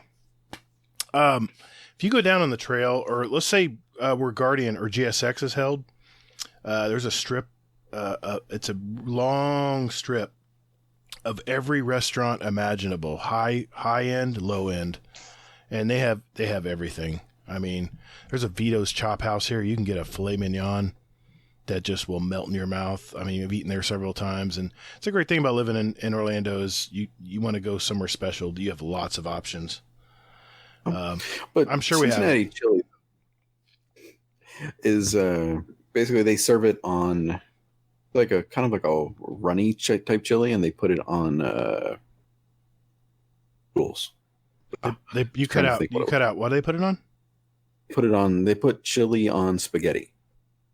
Oh, that sounds good. Yeah, I've had chili spaghetti before, but not that kind of chili that has all that stuff in it. Yeah, that just doesn't. That sounds good, actually. I'm really hungry now. Chili And then spaghetti's usually they'll put cheese and onions, beans, and things like that on it too. Yeah, it's Greek. It's Greek, basically. So. Oh, okay. Thank you for that. Thank you for that question, Chubby. Food. Thanks for making us all hungry and want to get out of here and eat. Or make people sick to their stomach. Well, yeah, depends on your appetite. Yeah. I've got one from Jealous here. Question for the show: Have you ever crop dusted someone before, either on purpose or accidentally? I don't remember if I've done it on purpose, but there was a time, quite a few years ago, my oldest daughter was an infant, and my wife, our tradition was we'd go to breakfast on Saturday, and then we'd go do our Walmart shopping, because Walmart, I'm not even kidding, was the only store in town that you can go and get your everyday supplies and your groceries. It was a super center. And so we were in there one morning, and the breakfast didn't settle too good. And there was nobody down this aisle. And I kind of, let one out. And then all of a sudden this lady comes barreling down the aisle. Don't you hate that? Walks through it, kind of pauses for a second, does a sniff. And I look at my daughter, who's an infant, and I go, woo, somebody needs to be changed. Good call. Good move. And my wife I don't think she realized it was me. She goes, does she really need to be changed? And I was laughing. I was like, no, that was me. That was totally me. That's awesome. So, yeah, I guess accidentally or unintentionally. Yeah. That's awesome. Hazel, what about you? Not that I can think of. I don't think so. Yeah, so many times I've done it accidentally. I don't crop dust people purposely, but as you get older, things don't tend to hold stuff in very well, and it's usually when I'm walking out of the grocery store, and then, when you're walking out with the cart to to walking out that front door, and all of a sudden when you let one rip and your wife looks at you like, I mean, my wife has supersonic hearing. I can squeeze out the most silent of fart, and she'll look at me like, what are you doing? I'm like, I can't help it, honey. It just came out. And then you see 3 and 4 people walking towards you, and you're like, head down, walk fast. You got the putt steps all the way from the door to the car. Oh my God, I've had those. All the way down to your car. It's where your butt's trying to hold it in, but every step it's releasing a little I call it staccato. It's like staccato. It's the machine gun. God, great question. That's awesome. All right, Hazel. What we got? Well, we know you haven't memorized the poker app, so we'll leave that in there still. There may be a day where you actually decide to take it on. We got 2 left here. You take one, I'll take one. Okay. So, from Jealous, question for the show. What is your favorite type of popcorn? And how do you make it / prepare it? Well, I like popcorn when it's made on the stove, but that's a huge undertaking. And when I want popcorn, I want it right now, and I don't want to have to wait for the oil to heat up. But Orville Redenbacher had this caramel microwave popcorn, and I can't find it anywhere out here, where you would pop the popcorn and then you would either melt the caramel in a pot and pour it over the top, or you would just take it and throw it for the last few seconds in the bag, reseal the bag, and stick it back in the microwave, and it is so good. But that's the way I like it. I like caramel corn. I've had that. It was a freaking mess. It was just, everything was just sticky and drippy. I didn't like it. I wasn't a fan. Maybe that's why I don't sell it anymore. But every night before I go to bed, you cancel it. I didn't cancel it, but that's it. That's why I can't find it. You canceled it. No, I didn't. I swear I didn't go. Away. I didn't go on the internet. I swear I didn't. Dear Orville Redenbacher, where do you get off making such an inferior product? Dear sir or madam, the Gator. No, I every night I usually have a bag of microwave popcorn, and I have 2 different flavors that I love. One is movie theater butter. And the other is, of course, kettle corn, which is really good. Kettle corn, it's that nice salt and sweet. It's perfect. So, that's how I have mine. Nice. Yeah. For us, we don't mind the mess. So what we'll end up doing is we'll do the old school popcorn popper. So we put a little bit of oil down, and the thing gets hot, and then you put the kernels in. It keeps spinning, and then it just pops, and then it's just a little bit of salt, and yeah. Cool. All right, final question. This is from Jealous again. GFTS, I think he's meaning question for the show. What would be your famous final words? My famous final words. It wasn't me. It was the one-armed man. I'm just a man with one arm. I'm just a man with one arm. It wasn't me. It was the one-armed man. No, I was mentioning Tasha mentioned it last week. I'm just a man with one arm. It was one of the isms that Hazel said. I think that's probably where my answer came from. Probably. That's immediately what I thought of was Jim Carrey going, "It wasn't me. It was the one-armed man." I think Hazel muted himself and was laughing on that one. I was really laughing. You got quiet there. I said, he's laughing. Yeah, I was laughing real hard. Okay. What would yours be, Hazel? Oh, my famous last words were "I'd be fuck."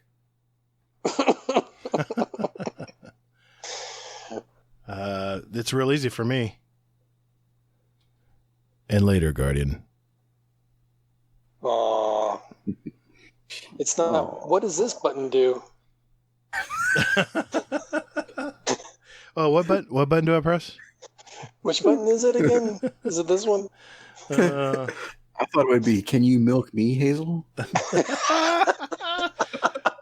I have nipples, Hazel. I have nipples. Can you milk me? Does that mean you can milk me? Hey, everybody. Thanks for those questions. If we didn't get to your question, I think there's one in there. It's been in there for a month now, if not longer, probably 2 months. We will try our best to get to it whenever Hazel's ready on that one. But thank you for sending those in. We do appreciate them. It's the highlight of our show every week, and we wouldn't have this segment without you guys. So thank you for doing that. I just, again, did want to mention there's 4 different ways you can send questions to us. The first is just send us an email, guardiandowncast@gmail.com. Second way is through what I mentioned earlier, our SpeakPipe, speakpipe.com/guardiandowncast, all one word. You can visit our Discord and go to podcast questions and enter them there, or you can send them on our Twitter account at guardian_D_cast. So thank you for that. All right. I think we're moving on to our final segment of the show. This is where we pick our 2 songs for our Guardian Downcast playlist on Spotify and iTunes. And, this is just a representation of what we like to listen to. And I love it because I sometimes remember who entered them, no matter how far or how long ago they were entered. And it's really nice to reminisce about that guest who left them, and of course the ones we leave. So, Jughead, we'll start with you, man. What are your first 2 picks? Well, my first pick was a song by Lars Fredriksson and the Bastards. It's a nice little punk song. It's called To Have and Have Not. It's a cover of a Billy Bragg song.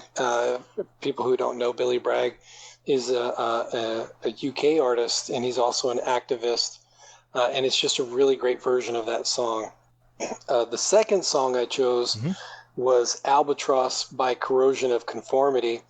And it's just a nice bluesy, heavy rock song, and it's just the vocals in it I think are really good. The music is top notch, and it's just been one of my favorite songs for years.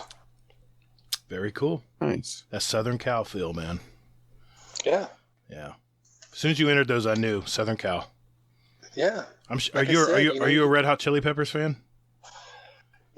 The early stuff, yeah. I mean, Okay. their early stuff that came out, like Blood Sugar Sex Magic. Yeah. I mean, that came out when I was probably junior in high school. I'm just curious. And man, I think I wore that tape out. Especially that Stevie Wonder cover that they did on that was just phenomenal. Very cool. Well, thanks, man. Hazel, what do you got this week? All right. So, I added 2 songs, and one of which was one that just randomly came onto my playlist, and it just took me back, and I just immediately was just like, all right, I need this song. And it was Swallowed by Bush. Oh, I remember that song. That's a good one. Yeah, it was from their second CD, Razor Blade Suitcase. I dug it. Yeah. That was like the only good song on there, though, I think. And then to give Gator a little bit of some synth love, it was Pacific Coast Highway. Fuck off. Right. All right, good. I can't wait to listen to it. I don't know that group. Yep. But you've heard the song, I guarantee you. I'm sure I have. I love synthesizer. I guess it's my 80s, my age showing through, but I'd love syntho music. And I got to give a shout out this week. I just finished listening to Fluffy and Nips and Chuck Likes Pizza and Spaz, Cliff. They just had their music episode, and it was just part 1 of 2. They talked about Run the Jewels was the group. And I'm not a rap fan. I'll just say that. I'm sure everybody knows I'm not a big rap fan. But dude, the synthesizer in that music is so badass. I was listening to it, and I had give them a shout out. Potato Thumbs podcast. Potato Thumbs podcast. That was a great music episode this week. I just want to give them a shout out. It was a long one. It was like two, almost 3 hours. But I tell you what, Chuck Likes Pizza. That guy knows his shit, man. That guy is so knowledgeable about these groups, and not taking away from the others too. Fluffy knows a lot about them too. He's a big fan of them. But I just did want to mention that because it really moved me this week. Yeah, it's funny you say that because I know Flip and H were talking about Run the Jewels too in our Discord. And I didn't know anything about this group, and now I know a lot about them. So I love those music episodes, guys. Keep them up. They really are neat. So, okay, as requested, Mrs. Gator has chosen a song for this week's show, and she gave me a little message to say to everybody. She goes, here's what she says. The song I chose this week is My Silver Lining from the group First Aid Kit. It's a folk duo from Sweden. The first time I heard this song, I fell in love with it. Not to be dramatic, like my husband, but I remember trying, but I added that part, but I remember trying to make a tough decision about moving to a new school, and this song came on. It clarified my thinking and helped me make that move, which completely changed the trajectory of my career. So that was a good little message. Thanks for that. That was really good. I've heard this song numerous times. It's a really good song. It's an earworm. It'll get in your ear, and you'll be singing it and humming it all day. For my first pick, this 38-year-old artist is an American singer, songwriter, and record producer from Atlanta, Georgia. After graduating with a Master's of Library and Information Science degree from the University of Georgia, he couldn't find a job as a librarian. So he moved back in with his parents and started producing songs from his bedroom studio. His music could be identified as part of the chill wave movement, but he says that hip-hop influences the way he writes songs. From his latest single from 2020, excuse me, it is just a single, by the way. My voice is gone tonight. It's the song Time to Walk Away from the artist known as Ernest Green, a.k.a. Washed Out. If you want to just sit at the computer after work and just chill out to some positive music, and of course it has synthesizers, this is the artist for you. It has a little calypso feel, this song does, and it kind of makes me feel like I'm at the beach under some palm trees. So, but it still has a very chill, it's definitely chill wave, if that's that movement they're talking about. Okay, for my second song, buckle up. This month commemorates my 25th year of being self-employed. In 1995, I was working as a technician for another company, and my wife was working the late night shifts as a 911 operator for our county sheriff's department. We were making very little money back then as a newly married couple, and I decided one day to break free of a paycheck and long hours and take the leap into the unknown. No benefits, no guaranteed paychecks on Friday, and to be honest, I was scared to death. But little by little, I began building up a clientele, and to this day, my business has been built on word of mouth alone. I'm not even in the directories or phone books.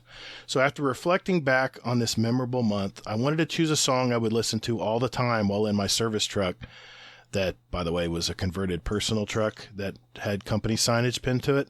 This band was considered to be a supergroup back in that year, a combination of the Seattle grunge scene, which consisted of guitarist Mike McCready from Pearl Jam, lead singer Lane Staley of Alice in Chains, the drummer from Screaming Trees, Barrett Martin, and many others. Unfortunately, this band only made it for a couple years after the death of bassist John Saunders of a drug overdose. But I'll never forget this song. I hummed it all day at work.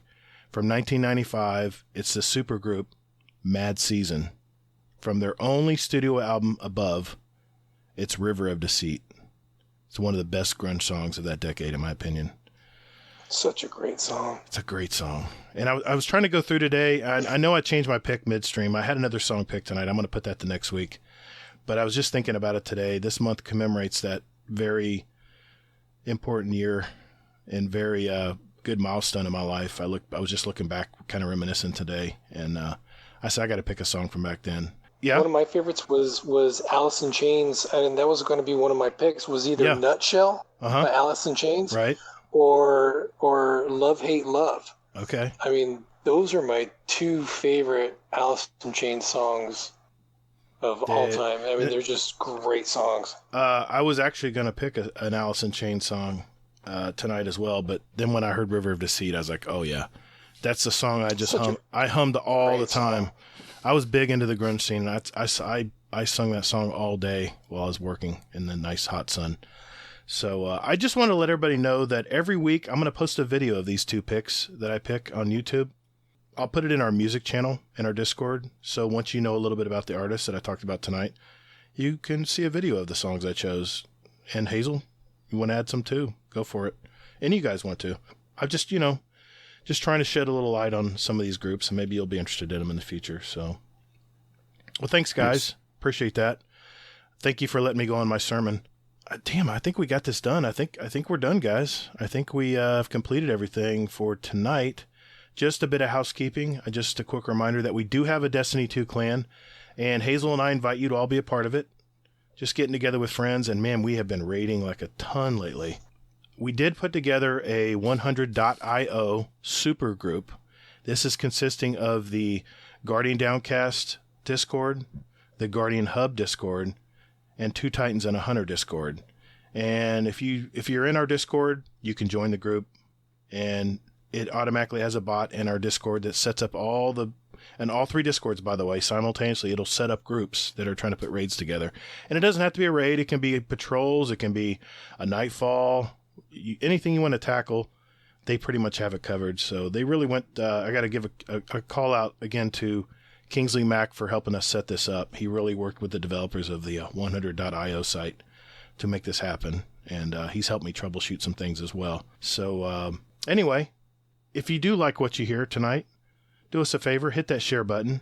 I never do this usually when I'm listening to podcasts. I get so enthralled in what I'm listening to, I just move on to the next podcast. But, send a share out there. If you see someone who is a Destiny fan and loves to hear about Destiny and wants to listen to another Destiny podcast, hit that share button and see if they'll like us.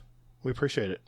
Jughead, thanks for coming on tonight, man. We really appreciate it. I had a great time. I mean, you can see it's like 2 a.m. in the morning right now. It's so easy to, when you have a good guest on it, it can, when you're having. Thanks for having me, guys. I mean, thanks for the invite. I was excited when I got your message a couple weeks ago, and just something to look forward to. And it was, like I said before we fired this off, is just hoping it wasn't too boring. I was hoping we could keep it lively. Hoping we can discuss everything that we discussed, and I think we hit that nail right on the head. The conversations were very natural tonight, at least on my end. Yeah, definitely. I felt like it was just hanging out with a couple buddies. Yep, and I didn't say dude too much at all tonight. I'm really proud of myself. Say dude. Yeah. So I didn't say dude. I don't know if I said dude. That's just part of my vernacular. Well, if there's anybody out there that has the dude counter and gives a crap, really, I think I limited my dudage pretty well tonight. I'm trying to work on RNG Gator. Yeah. Your duder? Or Jortwing. Oh, no, it was Mitchy Slaps. He's like, dude, so many dudes when we were first podcasting. I'm like, dude, I'm working on it. Dude, I'm working on it. Dude. Anyway, well, Craig, how can everybody reach you if they want to send you a friend request or hit you up on Twitter or whatever? Mostly just I'm on PSN at FTMOMESA1. And then I'm also on Xbox Live at Jughead. And I'm not really active on Twitter and all that, so probably wouldn't do any good following me there. Okay, fair enough. Well, thanks, man. We appreciate it. Yeah, this has been fun. It has been. I had a blast. Hazel, how can everybody reach you? Pretty quick and easy. Hazel, HAZELNT, everywhere. Well, you can find me on the Twitter at Todd the Gator. Remember, that's GATR. You can also find me on YouTube, Steam, and PS4. Gator, all caps, GATR, underscores in between, and Gator space GDC on Xbox. You can find us, our podcast, on iTunes, Spotify, Google Play, Podbean, Stitcher. Let's face it, anywhere you get a podcast, we should be there. We have a very good hosting service that puts us everywhere. So we even have, even on Twitter, we have a link. You can just click it and start listening to it. It's really nice. Really been happy with Libsyn, who we use. You can also email us at guardiandowncast@gmail.com. We're on Twitter at Guardian_D_cast for show questions, whatever you want to send to us, or just visit guardiandowncast.com for all the details. And I just did want to mention, like I mentioned earlier, We're now on Instagram. Just search for Guardian_down_cast. There's not much in there now, but we'll be adding stuff as the year progresses. And hopefully not too many embarrassing photos. We'll just have to see. We have a bunch of great gamers in our Discord as well. Just search for Guardian Downcast. And as always, I'll post the permanent show link invite in our show notes if you want to join us. We've had several members this week. Continue to be safe out there and take care of each other. I'll keep saying it. Wear the damn mask in public. There's no reason not to. Don't play with your life or maybe even affect people closest to you. Just fucking do it. I know it's weird, especially for us guys, but it takes little effort and you're only pitching in to help the greater good. Believe me. I didn't want to wear a mask, but now I wear it anytime I go out. And as soon as I'm out of my car, the mask goes on. So do it, fellas, especially you guys, because I know you guys think it's weird. And you have the beards and everything. I get that. You just got to work with what you got. And speaking of beards, did you guys hear that? It's Uncle Scumdeath. Oh. And I'm sad to say this might be the last Scumdeath's Corner for at least a little while. I just wanted to give a shout out to Scumdeath Bastardo. He's been in this house in Britain for a long time, and he has pets and a turtle. And he's having a hard time finding another place. I guess the owners of the place he was renting are deciding to let the place go and sell it, and he's really scrambling right now to find a place to live. I don't know how much time they gave him to move, but everybody think about him out there when you're out and about, going into your house every night after work. His world's kind of been upended a little bit here, so we're all cheering for you, Uncle Scumdeath. We hope you we definitely are. Hope you find a nice place Hang to in there, live. buddy. Well, I will end it on that with the Scumdeath's Corner right now. Hello, and welcome to Scumdeath's Last Corner, at least for a while. I'm going through a bit of a nightmare at the minute. We've just been told that we need to leave our rented accommodation. We have no money to buy a place. We don't have £15,000 deposit. I don't have 15 bloody quid. So, we have to leave this place. And in England, every place you want to rent says no pets. We have 3 dogs, a rabbit, a bearded dragon, and a tortoise. So, out of about 100 places for rent in our price range, you get 1 that will take pets, and they're not big enough. So, I'm sort of stressing out at the minute. I'm having a bit of a hard time trying to deal with this. So, I'd just like to say, everybody, I'm going to stop Scumdeath's Corner just for a bit, just until we find a new place, and then I'll bring it back. I'm just not feeling it. I don't feel fun at the minute, and I love you all, and I will still be in Discord lurking, but I have to jump out for a minute. Scumdeath's Corner will be back, and I fucking love you all. Thanks, man. We, Thank you. like I say, we're all cheering for you, dude. We really hope you find a good place to live. And as you heard in the message there, he's going to be struggling for a little bit. So, hey, whenever you're ready to come back, Uncle Scumdeath, we'll be here, buddy. We'll be here. Definitely. Yeah. Stand tall, Guardian. This battle is lost, but there will be others. Thank you all so very much for listening. And later, Guardian. Bottles. Okay. Sounds good. Short and sweet.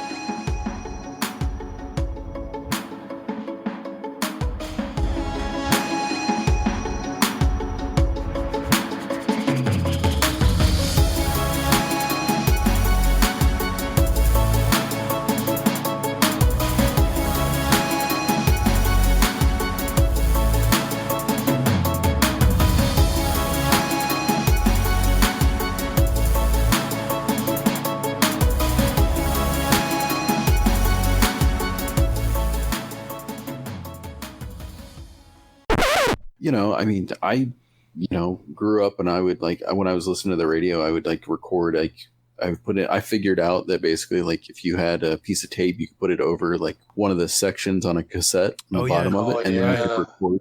So yeah, I mean, that's what I was doing. And I mean, I would record everything and I would like play it back and listen to it and make mixtapes and everything along those lines.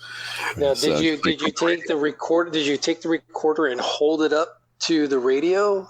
yeah. Yes. Yeah, I mean, that was the thing. I remember we were sitting there, and then you were like telling your friends or your siblings, shut up, I'm trying to record. I'm recording a song. I remember doing that. I remember doing that, and I think it was probably I was in elementary school, so it had to be like Thriller or New Edition or something like that. We were trying to get a good recording off of the radio, Right. and we had this single speaker Panasonic radio and this cheap tape recorder. We were trying to get a good quality recording off, and honestly, it didn't matter to us as long as we got to listen to that song and Whenever play it we wanted. for our friends and do things like that. It was on demand. We could play it whenever we wanted, even if it was crummy. Yeah. Sort of on demand anyway. You had to rewind. Yeah, that's true. So we were the OPs. We were the original pirates. Yeah, we were. Music off the radio. Yeah. Yeah, I remember that. How many mixtapes I made where you can hear the DJ come in and you cut them off real quick. You try to remember because the DJs would always be slick about when they slide into a song, and a lot of times they would slide into the song before it ended, and you'd be like, "Shit, why do you do that?" Or they'd talk all the way through the intro until the first lyric was saying, and so that way you couldn't record it. I think they were doing that on purpose to prevent pirating. Probably, but they would talk right all the way up until the first note was sung, and and like you said, then they'd come in at the end. But yeah, it was a place in hell for those people. Yeah.